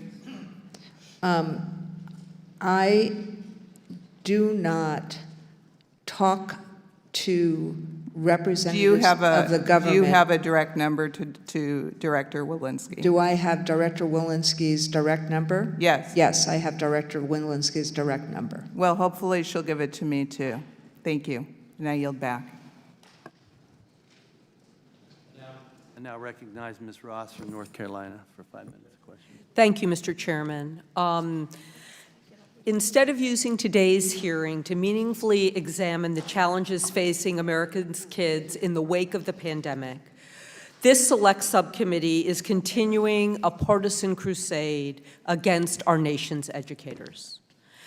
Allegations here are just not credible, and they polarize pandemic oversight and don't do anything to help overcome learning loss, bring relief to kids struggling with mental health issues, or better prepare us for future health crises. Ms. Weingarten, my colleagues have leveled some mischaracterizations against you and your organization. Is there anything you would like to say to correct the record? Thank you, Congresswoman. Number one, the guidance that the CDC did in February and that they then revised in March and they again continued to revise, the presumption of that guidance was to reopen. There was not a presumption to close. The presumption was to reopen with those safeguards. And what has happened in a lot of places, and that's why I raised the Cuomo Commission, because that was the only commission that I served on personally, was that there were ways of trying to have this layered mitigation, which is why schools had a lower transmission rate than communities. That's what we saw in the Wisconsin study. That's what we saw in the Massachusetts study. That's what we saw in San Antonio. That's what we saw in New York City when it had surveillance testing. We were trying to see what was an invisible disease and where people were still getting hurt and killed. And so ultimately, our goal was to have clear guidance so that teachers in classrooms, bus drivers, the school nurses knew, but most of us did not know what this meant. And we needed clear guidance from the scientists that we could follow, because what we also saw, and I'll stop here, is that the more people we got back into school, the more they were comfortable doing it. And so from a June 2020 poll to our February 2021 poll, we saw an increase of about 20 points of our members. The more they were there, the more they were comfortable with the layered mitigation, the more they were comfortable being in school teaching because they wanted to be in school teaching. They knew that remote was not right for our kids. We knew we had to be in school. We just wanted to be safe. So thank you. Well, thank you. And I also want to note that in some of the Scandinavian countries that have been mentioned, there was also universal child care, Correct. universal health care, Correct. paid sick leave, and many of the things that our teachers do not have in this country. I'd like to enter into the record a letter the Select Committee received from the Leadership Conference on Civil and Human Rights condemning today's hearing and the efforts to smear Ms. Weingarten while ignoring the real challenges that are facing post-pandemic, Mr. Chairman. Thank you. This hearing has been way too partisan under the guise of protecting children. At the same time we're having it, we're talking about a debt limit bill that would have dangerous cuts to programs that protect the health and well-being of some of our nation's most vulnerable kids. For example, Speaker McCarthy's budget proposal includes a 22% cut across the board for domestic and social programs, including Head Start, which promotes school readiness for tens of thousands of underserved infants, toddlers, and preschoolers. My mom was a preschool teacher. North Carolina is a leader in early education. With the 30 seconds that we have left, Ms. Weingarten, what kinds of services does Head Start provide that's so crucial for the next generation? A child's separate and apart from the custodial issues that are so important when so many women are going to work, separate from that, development of kids. Kids' minds are so nimble when they're 3, 4, and 5 years old. And what Head Start does is Head Start helps create that development and helps create confidence for kids to be able to actually make those connections and start applying knowledge and being confident about themselves and their well-being. Thank you, Mr. Chairman. I yield back. I now recognize Mr. Cloud from Texas for 5 minutes of questions. Hello, thanks for being here. I want to just first echo the chairman's statements from the beginning and just the general sentiment of this committee that, of course, we support and are so thankful for the teachers throughout our nation who, through a pandemic, worked very hard to get kids and to keep kids going. Now, we've learned a lot, of course, since then. My wife is also a teacher, and whether pandemic or not, there's a lot of work that gets done. I've seen the late hours. I've seen the papers being graded, and we're so thankful for teachers. I do want to talk about the concern that some of the guidance was politicized. Very early on, we knew that COVID-19 didn't have the same effect on children as it did as adults, especially vulnerable populations. Early data said that children were unlikely to suffer serious illness or death as a result of COVID-19. Children comprised less than 0.01% of hospitalizations and 0.0005% of COVID-19 deaths in a study published by the CDC. And we're talking about data as early as March through July of 2020. In June of 2020, the American Academy of Pediatrics strongly recommended that all policy considerations for the opening school year should be should begin with the goal of having students presently in school. When former President Trump similarly pushed for schools to be reopened in the fall of 22, the ATF activated their membership, and I believe you said that it was too little too late at the time. In February of 2021, the AFT celebrated the CDC's release of the final operational strategy, and it was said for the first time since the start of the pandemic, a rigorous roadmap based on science that members can use to fight for safe reopening. And Director Walensky assured the public that the operational strategy was developed by medical experts and free of political meddling. Just before the guidance came out, of course, you had communication and provided guidance when it came to some of the logistics of reopening. I don't take issue with that. I do find it odd that part of the communication was it was scheduling the communication and the concern that the union and the Biden administration might stand apart from a messaging standpoint, and the need to make sure that you're coordinating in regards of a political statement. Are you a medical expert? I am not a medical expert. And I wanted to bring your attention to this because I found this enlightening as well. This is your State of the Union report. I'm sure. Which one? This Which is familiar, year? We do familiar many. to 2020 to 2022. Okay. So I'm sure you're familiar with this. It reads with all the passion and gusto of a political manifesto.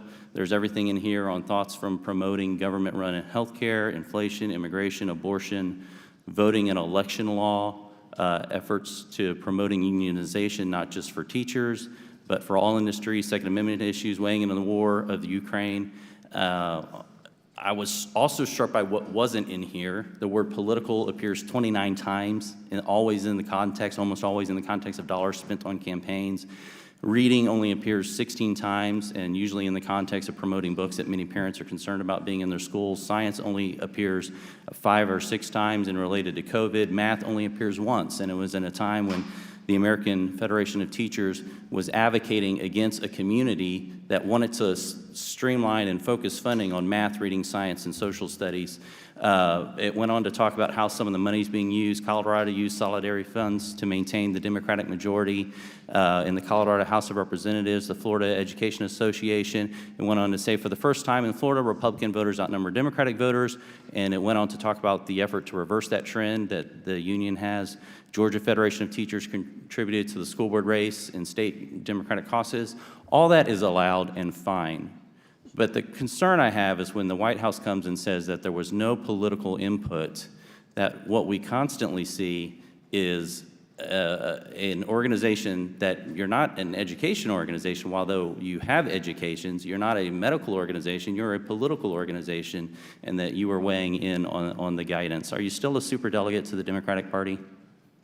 I am still a delegate to the DNC, yes. Okay, which, again, you have all realms to do, and you should participate. I have a concern when the White House is making decisions based on political science versus real science. I think my time is up, and I yield back. Now recognize Mr. Frost from Florida for 5 minutes of questions. Thank you, Mr. Chairman. During today's hearing, Republicans on this committee are attempting to paint the American Federation of Teachers as a destructive special interest group out to harm students. They are not. AFT represents our talented, generous, and compassionate educators who are the backbone of this nation's childcare and our children's home away from home. This is personal for me. My mother's been a public school educator for 37 years, teaching special education. She actually retires this year. And this is rich. It's ironic. and it has no one fooled. This is to distract from the real special interest group that is the real threat to children all across this country, the NRA.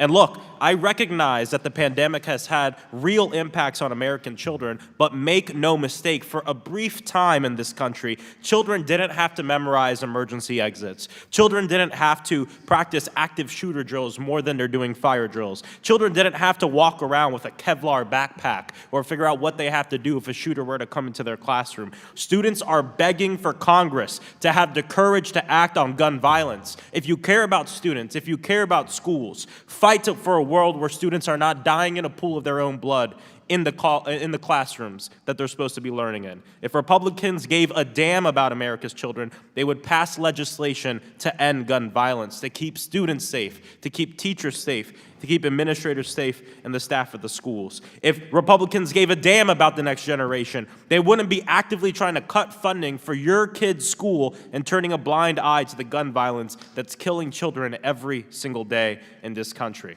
If they gave a damn about gun violence, they wouldn't be going after teachers over some emails about school safety from 2 years ago. Let me tell you what people are actually going through. My friend Manuel Oliver lost his son Joaquin in the Parkland shooting, Joaquin Oliver, in Parkland, Florida. And when I think about what our children are going through and the real threat to them, I think about the autopsy of Joaquin Oliver. I quote, "A significant amount of bleeding. The bleeding went into his right chest cavity and started compressing his lungs. By basically drowning, he died in a pool of his own blood." That is what happened to Joaquin Oliver. That is the threat that our students are going through. 549 children and teens have already been lost to gun violence this year alone. And yet here we are, burying our heads in the sand, ignoring the problem, and refusing to put legislation on the floor. Ma'am, thank you so much for being here today. What impact does a child living through mass shooting or other gun-related events have on their development, mental health, and ability to learn? Look, it's terrible. I mean, we represent the educators in Parkland and the educators in Sandy Hook. And gun violence is the #1 cause of death of kids.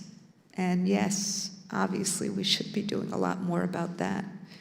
And I just hope that this caring that I've heard all day long about kids on both sides, it will translate into what we do today and going forward about helping our kids. Yeah. That it's that this sentiment that I've heard is actually taken to help our kids and not just questioning me about when I talk to Dr. Walensky. Yeah. I mean, if we held an oversight hearing on this and invited survivors, teachers, students, parents, do you think that the committee would find that inaction in Congress on gun violence to be appropriate? How do you feel like the parents and the students would feel? Look, I hear from teachers and kids all the time. What this committee hasn't asked me is I've been in, I think, 147 work sites or 150 work sites between April 2021 and April 2023. I walk the walk with parents and teachers and children, and they are scared about gun violence and about the ready access of guns. They're scared. I hear it all the time. Yeah. Well, thank you so much. Thank you for your work, and thank you for your perspective on children, their overall health, well-being, and development. This is one of the greatest threats to kids in schools. This is one of the greatest threats to teachers and our families in the school system. Not whatever they're talking about right now to score political points, but the fact that our kids are being shot. That if your child, and I'm speaking to the parents of this country, God forbid if your child were to die before the age of 18, the most likely reason is because they were shot to death. I find that unacceptable, but Republicans on this committee do not. And that's why we're here today. Thank you. I yield back. Now recognize Dr. Joyce from Pennsylvania for 5 minutes of questions. Thank you for yielding, Mr. Chairman, and thank you for appearing here today in front of us, Ms. Weingarten. Throughout the pandemic, we all heard, follow the science. In guidance released back in June of 2020, the American Academy of Pediatrics called for a return to in-person learning, and they further state in their guidance for safe schools and the promotion of in-person learning, quote, remote learning exacerbated existing educational inequities, was detrimental to educational attainment, and drastically worsened the growing mental health crisis among children and adolescents. Ms. Weingarten, do you agree that in-person learning provides the best educational opportunity for students? Yes. Do you agree that remote learning may exacerbate educational inequities, be detrimental to educational attainment, and worsen a growing mental health crisis in children? Yes. One of the worst side effects of prolonged school closures has been learning loss.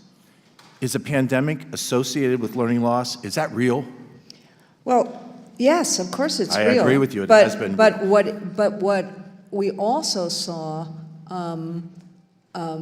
sir, is that in places, and this is what I think the LCCR was getting to in the letter that they sent to the committee, take a place like LA, which actually was closed for the whole 2021 school year, and yet its NAEP scores for English increased. But And overall, wait. you have So what they acknowledged that did- pandemic is No. associated with, But not one what- instance, but not what one they instance. did is My they time is did limited. the work. The They did the pandemic work. is associated with learning loss, and that But- is real, But what I'm correct? saying is Overall. equity and poverty and other things are associated as well. This is what was so interesting about their results. They did a lot of this work. They fed kids. They made sure that kids had reading instruction. They made sure that kids had internet access. They actually did the equity work that the LCCR has been asking for and that we've been asking for. And what happened was And yet, in face they of that, did please, okay. I'm on limited time. In face of that, the pandemic is associated with real learning loss, correct? Yes or no? The pandemic, look, kids need to be in school. Thank you. Let's And leave it they at that. learned- Kids need to and be they- in school, and and their learning is better in school. And the learning is better in school, of Thank course. you. We agree on that point. The goal now has to be doing everything that we can do to provide students with the ability to recover these losses. Completely Do you agree. support adding additional time to the school day to help students get more in-person instruction time? We are actually doing additional time Great, I during think the that's school the day. students need that. Do you and- encourage your members to teach during expanded summer school to help the students get that necessary, what you just described, Yes, that sir. needed in-person instruction time? In fact, John King and I made that proposal in an April 2020 op-ed to have summer school even back then because we knew the importance of kids being together. It's not just academic, it's the adolescent's development and it's the relationship building. I think So we knew I think that's so important. So to be clear, you do not support increasing access to additional educational services to correct for learning loss that occurred as a result of the school closings that your organization has advocated and supported. You are in favor of additional time in the classroom and expanded summer programs. We Is that are correct? in favor of that. That's why we are calling for community schools and things like that.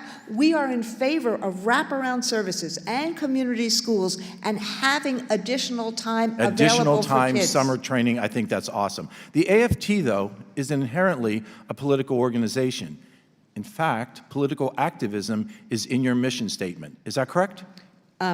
Academic achievement, welcoming and safe environment. Is political There are activism many- in your mission statement? There are many things in our mission statement, sir. Including political activism? Political activism. Including So- ensuring that people have a voice, yes. So political activism is part of who you are.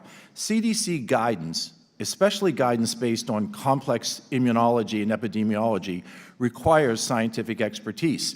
And earlier in your testimony with us here today, you said, most of us aren't scientists. Does the AFT employ any epidemiologists? Yes, we actually consulted with epidemiologists. Does the AFT employ immunologists? Yes, we consulted with immunologists. In-house, do you employ any infectious disease specialists? We have people who are industrial hygienists, yes. Do you have any board-certified pediatric infectious disease specialists on your payroll? Not on, in in consulting with them, yes. Do you have anyone with experience with treating novel coronaviruses? Well, to the extent that there was any expertise in the country, yes. Wow. I'm a physician, and I knew of no one who had any experience treating novel coronaviruses. If you don't have the Sir, ability... I just said, to the extent that it was available. There was none available. There was none available, and yet I can give you the names of the people that we relied on. Great. Forward those to us, please. Would you like me to say them publicly No, so I'd that like you you to hear forward them? that because my time is limited. You also talked about over-reliance of kids spending too much time on electric devices, and you pulled up your phone just like I'm pulling up my phones. But they need to be connected person to person. And I think we can all agree that removing students from in-person learning has really accelerated the issues affecting mental health that you, Ms. Weingarten, have mentioned repeatedly throughout this. And the only conclusion that I can make as a doctor, as a parent, and as a legislator, that the AFT recommendations harm so many children. And I think we have to learn, we as a select subcommittee have to learn, and we have to move forward when faced with a crisis like the pandemic was. We have to understand that those who are not susceptible to this must remain in school. Those students have suffered, and we're waking up time, we're making up that lost time, and we need to do that in a conjoined effort. Thank you, Mr. Chairman, and I yield. I now recognize Ms. Takuda from Hawaii for 5 minutes of question. Thank you, Mr. Chair. Ms. Weingarten, thank you for being here today. As a mother that has 2 boys that attend our public schools, I experienced firsthand the impacts of the COVID-19 pandemic on my children's education, their learning, their mental health, their social emotional development. We witnessed, all of us, we witnessed a lot of loss during this pandemic. You talked about it. But students didn't just lose academic learning. As you mentioned, we lost family members, others lost a caregiver, a parent, a classmate, a teacher, a friend. I'm glad to see my colleagues across the aisle talk so much about how they care about our kids, their learning, their mental health. However, I find it ironic that we're once again talking about school closures. Closures, by the way, that were done to keep children safe when the last administration had no plans in place to safely reopen them, while Republicans have proposed a 22% reduction to non-defense spending to deal with the debt limit, once again closing doors to our children and their education. Today, we are talking about the impact of the last pandemic on learning loss. Yet I will be clear, I am worried about the pandemic being created by House Republicans. Cuts of these proportions will make learning loss and impacts to everyday life for everyday Americans from COVID-19 pale in comparison to what they will soon experience. I personally struggle to understand how anybody who cares about our children genuinely could advocate for these kinds of cuts. Ms. Weingarten, perhaps you could offer your view on this. How might Republicans propose budget cuts to child care funding, educator supports, nutrition, feeding programs, among other critical safety net programs, contribute to a whole new generation of children experiencing devastating learning loss? So thank you for your comments, and I hope your kids are okay. The work that we need to do now is how we engage kids and how we meet them socially and emotionally, and how we meet the whole child. There were colleagues here who talked about obesity. One of the things we need to do when we feed kids in school is we give them nutritious programs. We need to have that. We need to have the social workers and the guidance counselors that meet kids' needs and families' needs. That's why we are proposing a big expansion. So we need more funding, not less, for an expansion of community schools and wraparound services. So the services that all these doctors have been talking about, we can do in school with kids and families. I agree, and I completely agree. We're looking at a whole of child, whole of family approach when we look at education and how we are supporting our kids. Many of us here in Congress, in this room right now, represent small towns, predominantly rural communities like mine in Hawaii. Rural school districts and rural students suffered greatly during this pandemic. How might the Republican cuts that we are looking at right now disproportionately impact, again, our ability to overcome learning loss, address mental health issues, impact academic achievement in our rural communities across our country? Look, if you already don't have a guidance counselor, or if a guidance counselor is there for about 400 or 500 kids, and you start cutting Title I and cutting IDEA and funds for special needs, that means we're going to have fewer and fewer of them. And it means it's going to get worse and worse. So at the very moment that everyone, I think, seems to agree that our kids matter and should be a priority, then the funding for them should be a priority. Absolutely. If the Republicans' proposed cuts are implemented, it would have a significant impact on critical programs and resources available to all of our children. In particular, I'm looking at childcare. A 22% cut would mean 200,000 children lose access to Head Start slots, and another 100,000 children lose access to childcare. Now, this undermines our children's basic foundations for education and how they will articulate through the system, as we know, making it more difficult as well for parents to rejoin the workforce, contribute to our economy.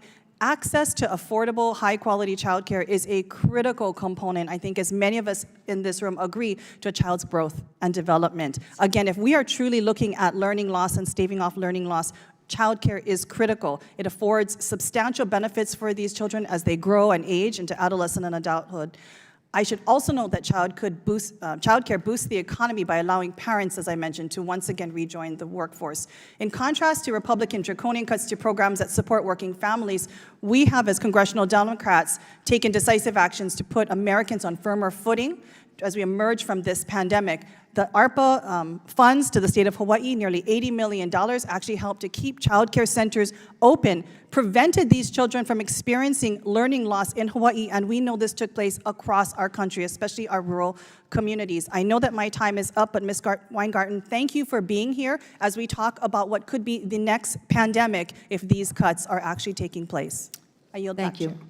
I now recognize Dr. Jackson. Mr. Chair, I did say to you before You're not recognized. No. Can we take a break so I can have a bathroom break? Yes, we can do that. Thank you. Sorry. 5 minutes. Okay, Because we are fantastic. pressed for votes coming up. Sorry, if we I'm could. sorry. Thank you, yes. Thanks.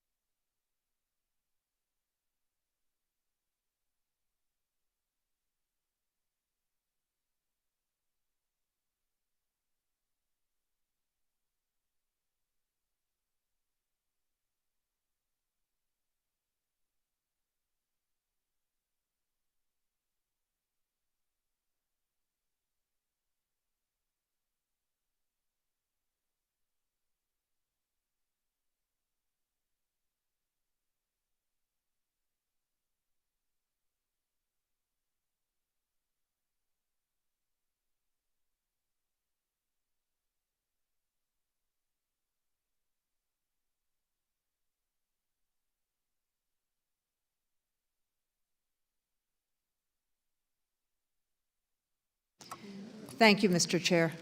I know you have a, so I just wanted to rush. Committee comes back to order. I now recognize Dr. Jackson from Texas for 5 minutes of questions. Thank you, Mr. Chair.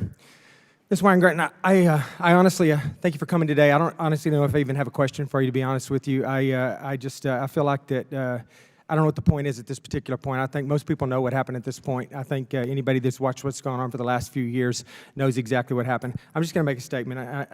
I just want to say that, you know, early on, this is how most people view this. Early on, the data showed that children were unlikely to become infected, spread the infection, become ill, or die from COVID-19. That's a fact. Data also showed that school closures, social distancing, masking, and testing provided no benefit to the students or their adult educators. That's also a fact.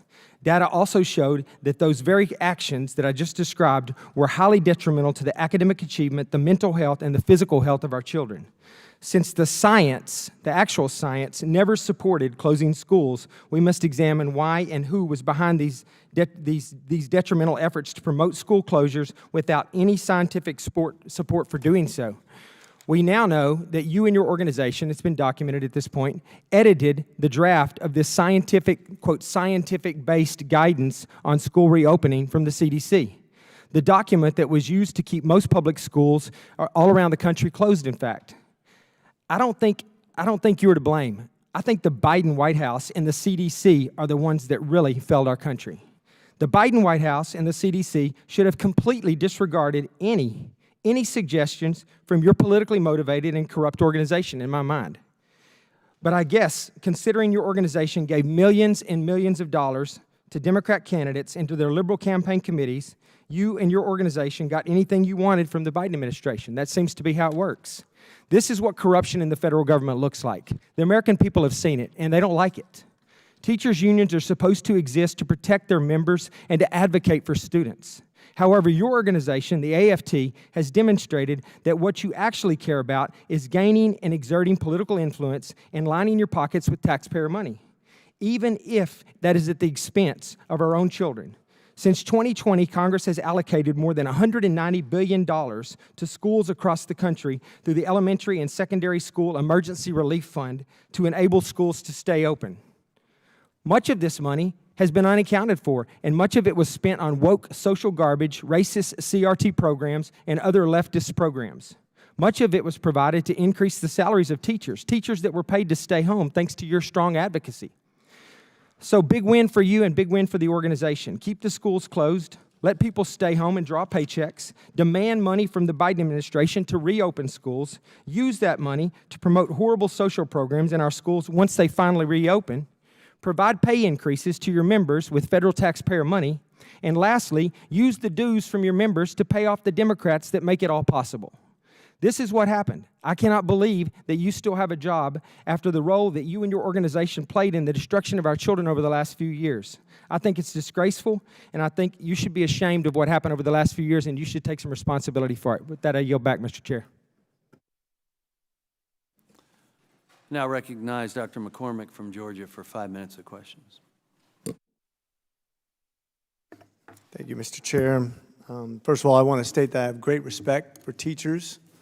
I mean this sincerely. The most influential people in my life, other than my parents and maybe my Marine buddies, truly appreciate what they've done for me over the years. I've spent 4 years as an associate professor, both at private and public schools.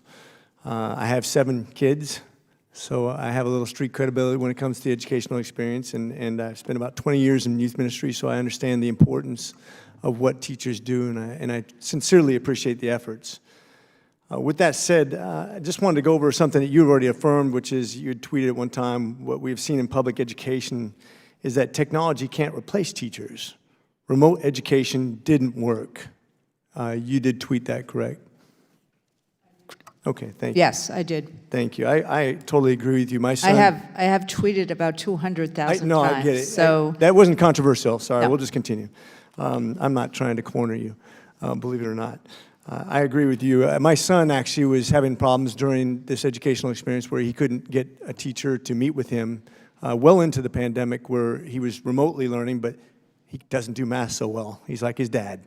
and he needed help in person, and even with precautions wasn't allowed to come in. So it really affected his educational experience in a negative way to the point where he had to drop out of a class. It was harmful to him in that educational experience, just like many other students. We've seen it with countless families across the spectrum. We've seen a 5% dip in white students, 13% in African Americans, 8% in Hispanics, a great educational disparity that happened because of this educational experience that we experienced because of COVID. Would you agree that public education is an essential service? Yes or no? Yes, absolutely. Thank you. Me too. I was on the front lines of during this pandemic. I treated thousands of patients. First line from the beginning when we didn't have any vaccinations all the way to December 28th, my last shift.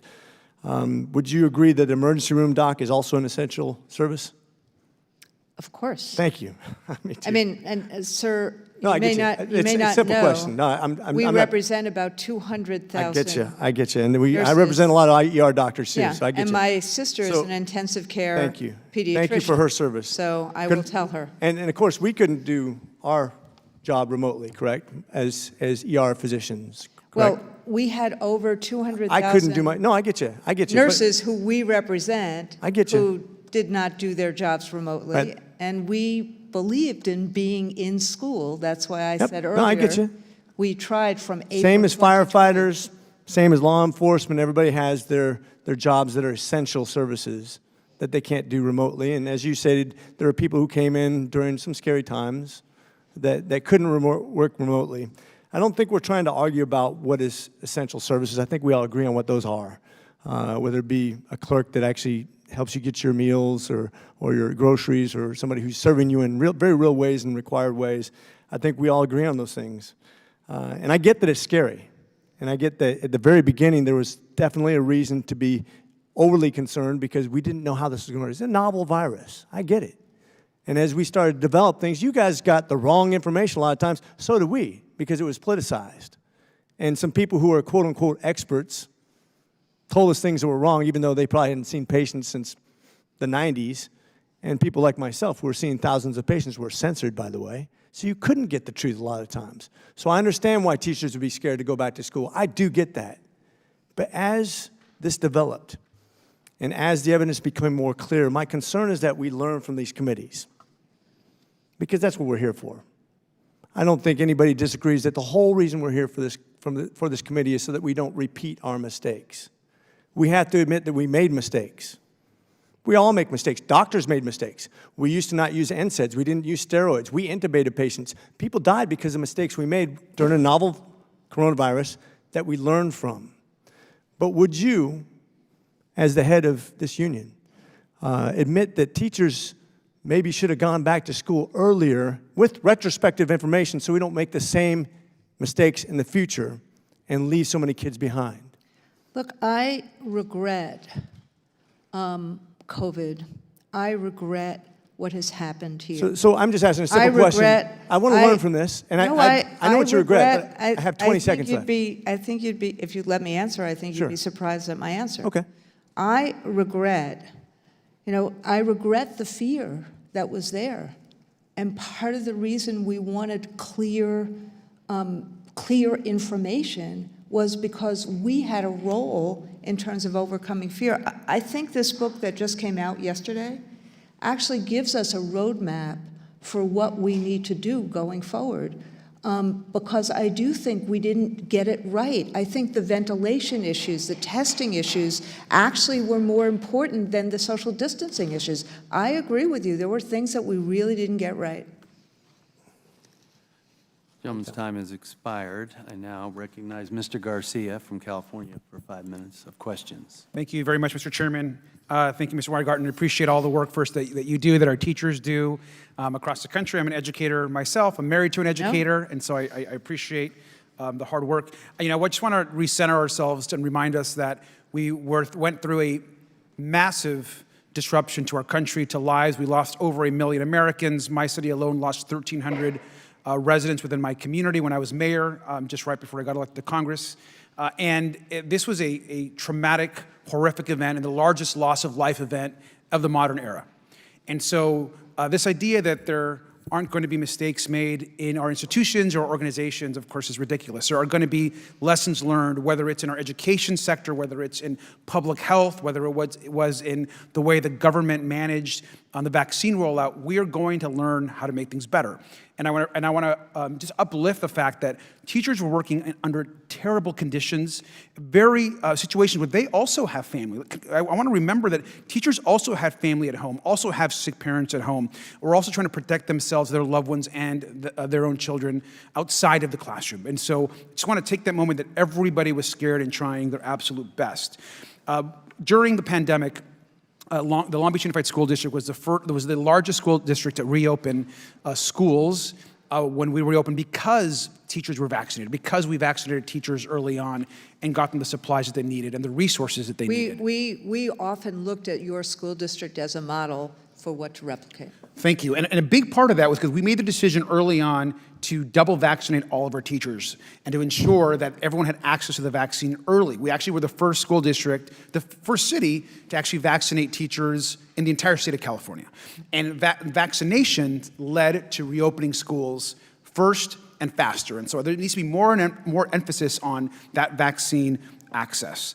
I also just want to note, and it's been mentioned a few times, that it was President Trump that was, and his administration, that was really facilitating the closures and trying to get us reopened, and it was a total disaster. There was very little support early on from the Trump administration to actually get us support to support our schools. We worked directly with our schools, essentially sidelined the federal government and try to get as much support, whether it was materials, whether it was PPE, whether it was vaccines, directly to our schools. Now, I appreciate you mentioning Long Beach. In fact, President Biden also named Long Beach and our school system as the national model in reopening schools, and we appreciate that. Want to ask you, the American Rescue Plan was a lifesaver, as you know, for schools, for school districts. Beyond the American Rescue Plan, what else should Congress be doing to assist schools to ensure that in the future this doesn't happen again, and that we can reopen schools even faster? So, several things. Number one, what we learned through the end of this pandemic, and I know that there are some issues in terms of, vaccination or not, but 90% of our members voluntarily vaccinated, and we took a position, and, some people disagreed, and some teachers were fired because of it. We took a position that we needed to work with our members, work with school districts to get as many people vaccinated, our members vaccinated, even on a mandatory basis as possible, to open schools. And on that point, and I support that, by the way. I think you've made the right decision. And look, there's someone in this audience here today who disagrees with me about it, And so what I'm saying, though, is that in a pandemic, we need clear information. We need clear guidance. Most of us who are not scientists need to trust the scientists to give us clear guidance and the mitigating circumstances. Absolutely. And including ventilation and testing. I agree completely. And vaccine hesitancy, which we know, in fact, members of this very Congress are some of the largest, most vocal vaccine deniers in America. Does that hurt? And would that have hurt the reopening of schools? Did that actually cause any concerns for teachers on the ground? Well, look, so Dr. Shaw from Rockefeller and I did an op-ed in January of 2021 that said we could reopen schools even without vaccination if we had the testing. And I think during the Omicron variant, we saw that testing really helped us keep schools open, just like it helped the NFL and just like it helped the NBA.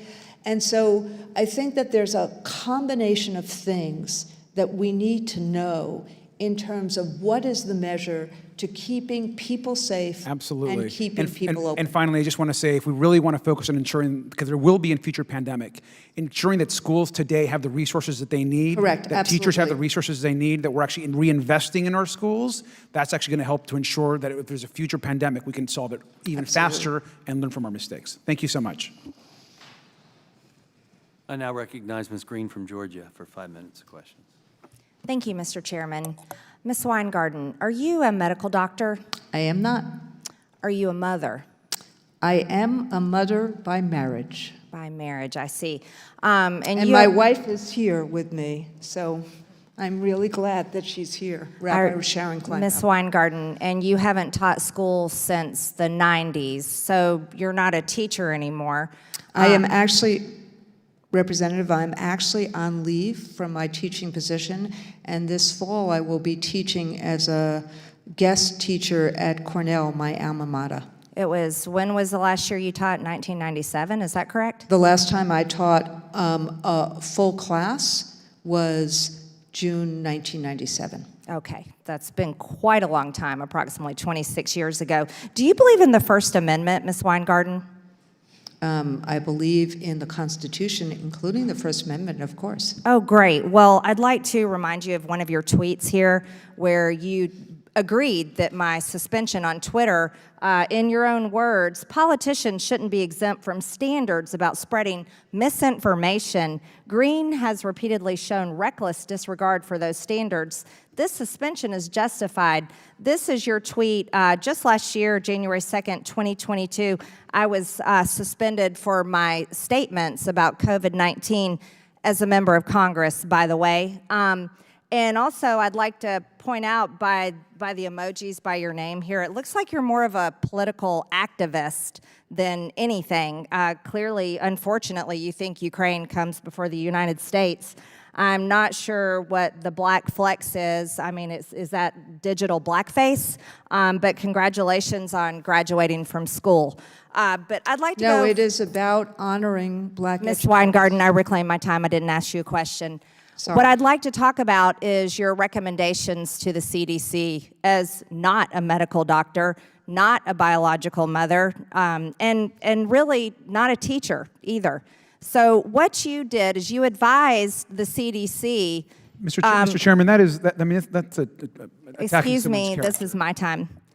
You advised the CDC to have schools provide remote work, options for staff that have documented high-risk conditions who are increased risk for severe illness from COVID-19 to limit the risk of workplace exposure, telework, virtual teaching opportunities, modified job responsibilities, environmental modifications, scheduling flexibility, temporary reassignments to different job responsibilities. None of your advice had to do with to stop the spread of COVID-19. It was all about teachers staying home.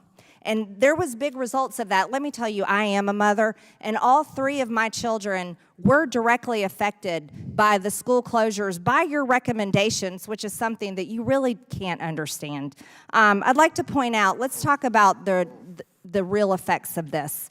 Obviously, we know the test results. Oh, and by the way, you celebrating what I had said on Twitter, I had said that children should be in school. I had said the truth, that children were not dying at high rates of COVID-19 like older people were. I had also advocated for our children, not for teachers getting to stay home and kids being forced into virtual schooling. I advocated for the safety of our children and for their education. But you, as a political activist, for the president of the teachers union, we're not advocating for anything good for our kids, and our kids have suffered greatly. As a matter of fact, suicides increased. Their rates of learning went down. And you know what else happened to them? Anxiety, depression, all kinds of problems happened to kids. And then ironically, here's something that was shocking to me, and I'll bring this up to you. You know what else happened? While kids were forced to stay home, and you approve of this, the diagnosis of youths with gender dysphoria surged. This is literally 2020, but yet this is 2021. And this is a problem. This is a major problem. And the direct effect of school closures can be seen here. These are diagnoses of gender dysphoria. And you can see it sharply increased after 20, and 21. It went up. The rates went up. So kids were forced to stay home into so-called virtual learning, where they were spending a lot of time on social media, and all of a sudden we see a direct result of this. And this is a major problem. But the other problem is you had no business advising the CDC what the medical guidelines were for school closures, because now we have a nation of school children who have suffered because of it. The problem is people like you need to admit that you're just a political activist, not a Gentlelady's teacher, time is not a mother, and not a medical doctor. Gentlelady's time is I yield. expired.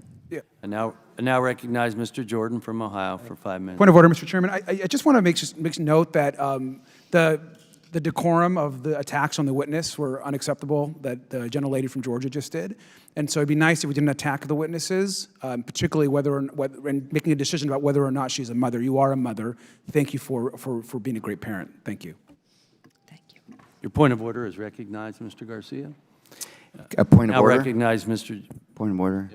Given that his point of order is recognized, and given that that was not just cruel personal attacks to Ms. Weingarten, who loves her children, it is reflective of the cruel personal attacks to any adopted mother or father who love their children.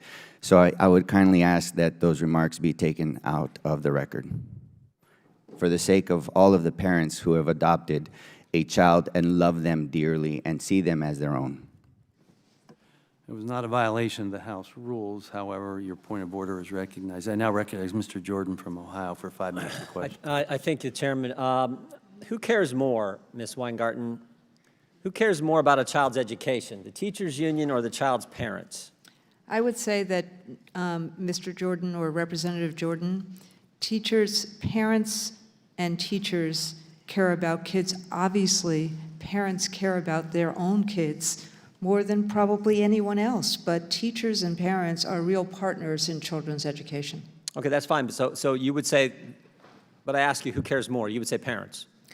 Oh, parents care. Look, I'm not here to be in a competition. Parents are so important in children's lives. No kidding. Teachers are so important in children's lives, I agree. too. Why'd you repost and praise the op-ed that was in the Washington Post? Parents claim they have the right to shape their kids' school curriculum. They don't. And then you posted that, and you said this was a great piece that people should read. Head of Teachers Union praises op-ed claiming parents don't have a right to shape their kids' curriculum. You really believe that? The headline of that op-ed was not appropriate compared to the actual work in that op-ed. The work in that op-ed talked about, if you actually read that op-ed. You disagree with the headline then? No, I disagreed with the headline. The work in that op-ed talked about how parents and teachers have to have a role in kids' education. So should the headline have read, parents claim they have a right to shape their kids' school curriculum? They do? Should that have been what the headline said? I don't, Mr. Well, let me ask you, let me just ask you straightforward. Just let me ask straightforward. Do parents have a right to shape their kids' curriculum? Parents have a right to have a role in their kids' curriculum, yes. Who are the extremist politicians? You did 25 pages of your written testimony. You had 14 pages. Your law firm had, I think, the other 11. And right at the end of the main body of your written testimony, before you get into the issue of today about the consultation you guys had with the CDC, you say in this last paragraph, attacks by extremist politicians have undermined teachers in schools. Well, who are the extremist politicians? I think you just heard one, sir. So Ms. Green's one of them. I think, look, okay, that's what you think. I think the issue is the culture wars that are going on in schools right now, banning books, undermining teachers. How about this statement? I don't think parents should be telling schools what to teach. You just told me a few minutes ago you didn't agree with that sentiment. Is that a statement that's a statement from a politician? Is that extremist? I believe that parents have to have a role in kids' education. And in fact, when I was teaching at Clara Barton High School, we had parent engagement all the time. Who said this I statement? would bring, if you want me to finish, I'll finish. I, like so many other teachers, used to do, I was a high school social studies teacher. I know you were a wrestling coach. I was a high school social studies teacher. My wife taught, our kids went to public school. We appreciate good teachers. Yeah, my high school coach had a huge impact on my life. I know, and I honor that. Same here. But we, so what I would do, and so many other teachers But do I as ask you well. a specific question. I don't think parents should be telling schools what to teach. Do you know who made that statement? I don't know. September 28, 2021, candidate for governor in the state of Virginia. You know who made that statement? I don't, are you talking about Mr. McAuliffe? I am talking about Mr. McAuliffe. He made that statement. Is that extremist? Is that an extremist political statement? In fact, what I did, Mr. Jordan, was when I heard that No, we know what you did. You endorsed him and did a six-figure ad buy your organization did 18 days later. When I did, Mr. Jordan, is when I heard that statement, I called Mr. McAuliffe and I told him I disagreed with him. But on it wasn't that enough to statement. get you to not do a six-figure ad buy for his campaign. Well, what the ad buy did was do what we thought Mr. McAuliffe was, which was That really supportive that same paragraph of on page teachers 12. I just and got a minute. parents. I just got a minute. Sorry. Same paragraph on page 12. You say most Americans disapprove of the culture wars that have saturated education policy. Who started the culture wars? I know that when you have banning of books, like a book about Well, Anne Frank, let me ask you like a book question. about Roberto Clemente, like a book about Ruby Bridges, that's wrong. Those That who think, was let me in- ask you this, let me those ask you a things question. were in Those Florida. who think boys should compete against boys in sports, or those who think boys can compete against girls in sports, which side started the culture war? Which one of those positions? Sir, I am talking about, when I talk about the culture wars, I am talking about things like book banning. I'm talking about things like stopping teachers from teaching honest history. Is it starting a culture war if you think literature should be age appropriate? That's not I starting a believe culture that war. literature should be age appropriate too. Okay. I'm out of time. Thank you, Mr. Chairman. Although we're pressed for time because of votes, I now recognize Mr. Gomez from California, but I would recommend, and we've discussed this with the ranking member in the past, especially if you're waving on, you be here on time. And I know we all have schedules to keep, but go ahead, Mr. Gomez. Thank you so much, Mr. Chair. Really appreciate it. So I think there should be broad agreement we shouldn't ban books. Like, that's just flat out pretty simple. But I believe my colleagues on the other side of the aisle want to distract and rewrite what happened over the last several years. Everything from the COVID response to the massive tax cut that they gave to the top 0.1% in this country. They want to change a lot of the narrative of the last, not 2 years, but 4 years from before that when President Trump was in the White House. So I want to kind of focus on issues that I think the American people really care about. If they cared about children, why are they attempting to cut federal child care funding by 22%? That's what their budget would do. And why do they want 200,000 children to lose access to Head Start and 100,000 children to lose access to child care? Working parents are spending nearly as much of their income on child care as they do on housing. As a new parent and founder of the Dad's Caucus, I can tell you one thing.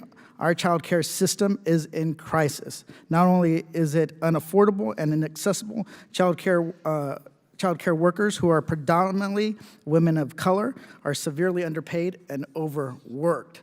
Meanwhile, the Biden administration and congressional Democrats have consistently acted to protect child care across the country. For example, the Biden administration invested around $39 billion from the American Rescue Plan to help child care providers keep their doors open.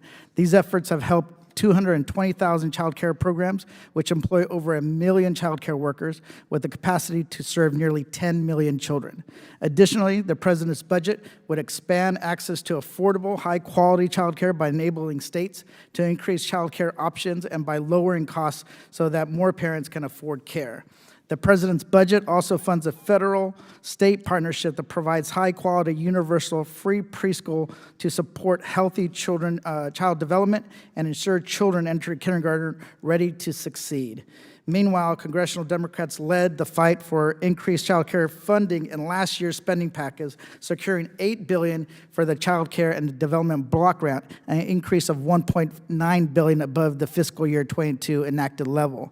And before that, House Democrats passed Child Care is Essential Act, which would have appropriated $50 billion in federal child care funds. Ms. Weingart, how does adequately funding our nation's child care benefit our children's development and growth? So thank you for that question, Congressman. All day long, I've been talking about how teachers teach kids. I am glad that in this pandemic, thank God, it did not affect children the way it affected adults. But it's the teachers that teach kids. It's the bus drivers, it's the school nurses. But we need help. And so when we have Head Start, when we have community schools, when we have all these things that look like they're on the chopping block now, it's going to make it harder to teach kids. It's going to be making it harder if you cut Head Start for kids to have a head start when they get to kindergarten. And so when you cut community schools or the guidance services, all these things that we need for kids now because of their development issues, because of suicidal issues, we need this help. We can't do it alone. We asked for during COVID for teachers to be safe and have clear guidance to have them safe. We wanted to be in school. I've said that over and over and over again today. And I appreciate that. My, two of my siblings are teachers, and San Francisco Unified. They teach, for a long time until recently, they taught a dual immersion Spanish-English. Yeah, right.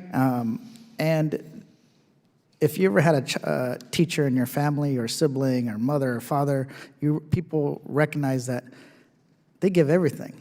Oftentimes, because they don't have enough resources from their own school, they subsidize, the supplies for their own students. If they see a student without a coat, they give them a coat. If they see a student without that they need a little extra help, they'll go out and give a little extra help on their own time. Not because they're getting paid, but on their own time. And that's what the teachers have done for our country. So I really appreciate it. I yield back. Now I'd like to yield to Ranking Member Ruiz for a closing statement, if he would like to make one. Yeah, thank you. I appreciate giving a closing statements. I think we heard a lot from both sides of the aisle. I think we have very clear differences in methodology and what we think are priorities for this select subcommittee and what we want to focus on.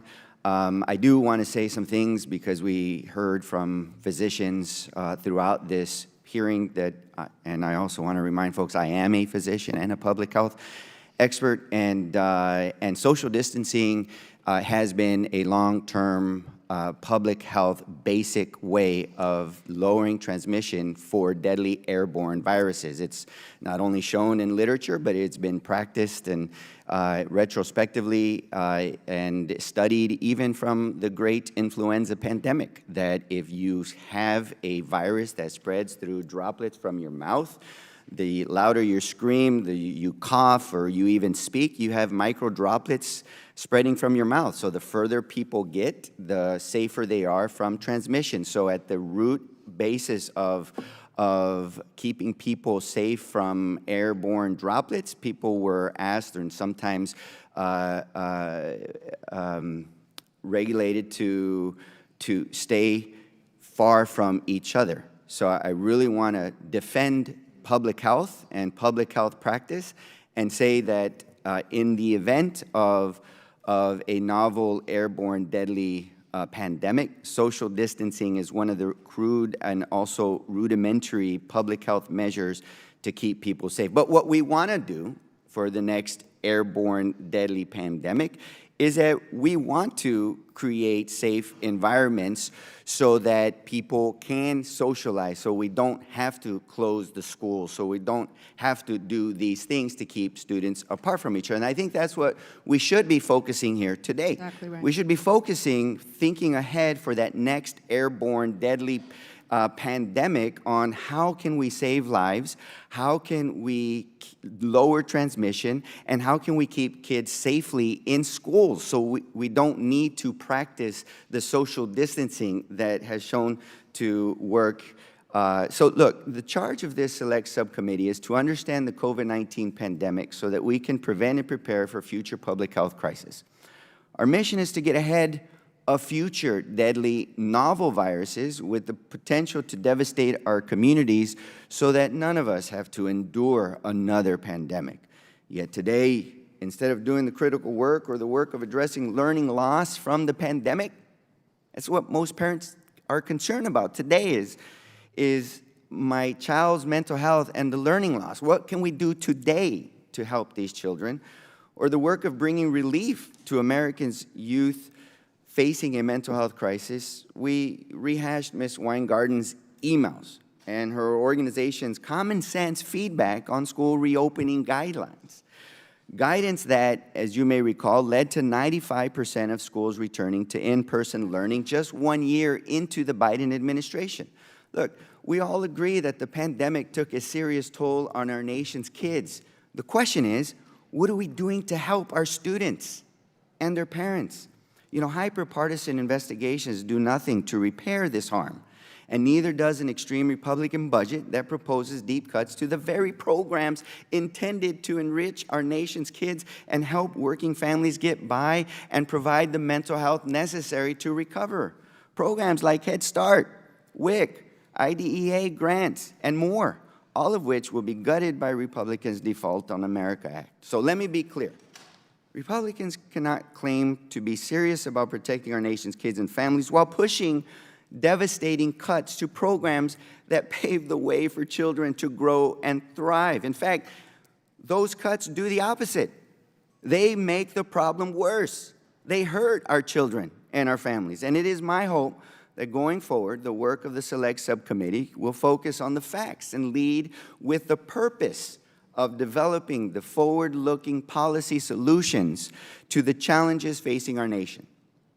There is still time for us to change course, to discard the partisan allegations, the vilifications of individuals and organizations, to make partisan accusations and investigations intended to score some points, you know, and to put people, because this is what we must do, we must put people over politics and work together to save lives, now and for the future pandemic. Thank you. I thank the ranking member, and I think he knows, as we have been friends for some time, we have the same goals. There may be policy debates. We hear, oh, this group doesn't care, that group does care, and you know, I care more than you, and all this type of stuff. The bottom line is, this committee would not have even been formed if we didn't care. Right. That's why this select committee was formed. So weed through all the stuff you may have heard today from many ways. Our goal is to be prepared next time. And you know what? Next time, we may have a pandemic that affects kids more than adults. Correct. And how are we going to be ready for it? Correct. And that's really what we're after. We have 2 years to do this. It's a short time, and there's so many topics to cover. So I hope that as we go through the process, understand the things that were mentioned we need to talk about. We plan to talk about all those. What programs are actually working? It's our job for oversight to decide how much are we spending on things and where is the money going and is it actually having a return on investment? Because that's a smart thing to do. Of course. So, you know, your things today like, oh, you don't like these guidelines. As I said to you, the guidelines that I questioned you about as being accepted, I agreed with them. I didn't have a problem with them. That wasn't the issue. So I hope that you can see that we are working towards finding the process, understanding the process, make sure that we can do things smartly in the future. That's my goal. That's why I wanted to accept this job when asked to take it on by the Speaker. Look, my family, I've got teachers, and I can tell you, I know my teachers from kindergarten through 8th grade. I still know their names.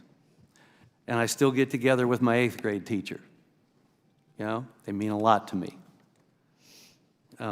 Even at my age, he's still hanging on. But, you know, so we, over and over again, you know, like we heard implied that I was against those things. I wasn't. I just wanted to understand the process. And we've had hearings here with the school nurse associations represented, and we've had good discussions. Now, one of the things you said, though, is you saw much less transmission in the schools. And so me, as a scientist, as a doctor, I'm like, well, then why are you wanting to base things on community rates? That didn't make sense to me. So these are questions we want to get to the answers to. And what data was used, and why did you come to these conclusions? You know, did data give us better choices? It did. And so, you know, you mentioned a couple things that I would like to put into the record, if we can. The written guidance from the medical experts that you talked to, I think it would be good if we got something from them for the record to hear. Well, I certainly can give you their names. Okay. I think that I think a lot of what we did, sir, was we did orally, but so I will give you their names, Okay. and if I can find the written guidance, we will find it, of course. Whatever you can do, or whatever they may want to submit, and maybe they can Sure. recall what they put together, and I think that would be helpful. You know, you mentioned the Cuomo Commission, and that you had your suggestions, guidelines. I'd like to have that as well, things that were there for reopening. And you did mention that you weren't asked by the previous administration, and that's fine. Maybe that's another lesson learned, that, you know, look, we're looking at who are the groups that were asked to weigh in. Okay, well, was it helpful? Was it not? This is where we are right now. And so these are legitimate questions. So you got the Cuomo Commission. I know you stated that you had contact with Dr. Walensky, and so I would hope that that was submitted to Dr. Walensky, who did ask for your input. But let me just share something here from Hawaii, and it's an exchange between reporters and our governor in Ohio. And the reporter is saying that Governor DeWine, speaking during a hastily called televised briefing, noted that almost every school district in the state agreed to resume in-person classes by March 1 in exchange for teacher vaccines. But he said Friday that a handful of schools where vaccines had been distributed, including in Akron and Cincinnati, have indicated that they will renege on that agreement and delay reopening. Governor DeWine said that while anyone who wanted the vaccination in Akron schools has received one, school administrators there aren't planning to resume in-person learning until mid-March. Governor then was quoted as saying that's not acceptable either. Governor's remarks came hours after an announcement by the Federal Centers for Disease Control and Prevention that there's strong evidence in-person schooling can be done safely as long as masks, social distancing, and other strategies, though not necessarily teacher vaccinations, are put in place to protect against COVID-19. So when I read these things, you know, it seems to me fair to want an explanation as to why several large public school districts in Ohio refused to open in March of 2021, despite having vaccines distributed, thus compelling the governor to take the extraordinary actions to compel them to open. And I just bring up this story because it's there for further discussion. These are the things we want to look back on and ask ourselves why. Why did some schools not reopen? They have the right to explain themselves, but this is where we need to go so that we can be wiser in the future. Mr. And as I said, this is my closing statement, and we're well, finished. yeah. We're finished. Sorry, okay? That's because I okay. could explain Cleveland Well, if you we wanted can me talk to. about that later. You can Okay. send me a letter. This is where we are with the committee, and we're having votes. You know, but this is my closing statement. What I'm saying is that's what this committee is supposed to be about, and I hope it can be that way throughout the rest of it, because we're going to be doing this for a while. So questions will come up, And you can feel free to answer that to me in writing, and I would appreciate that. Thank you. And with that, I would say that this hearing is adjourned. And without objection, all members will have 5 legislative days within which to submit materials and to submit additional written questions for the witnesses, which will be forwarded to the witnesses for their response. If there's no further business, without objection, the Select Subcommittee stands adjourned.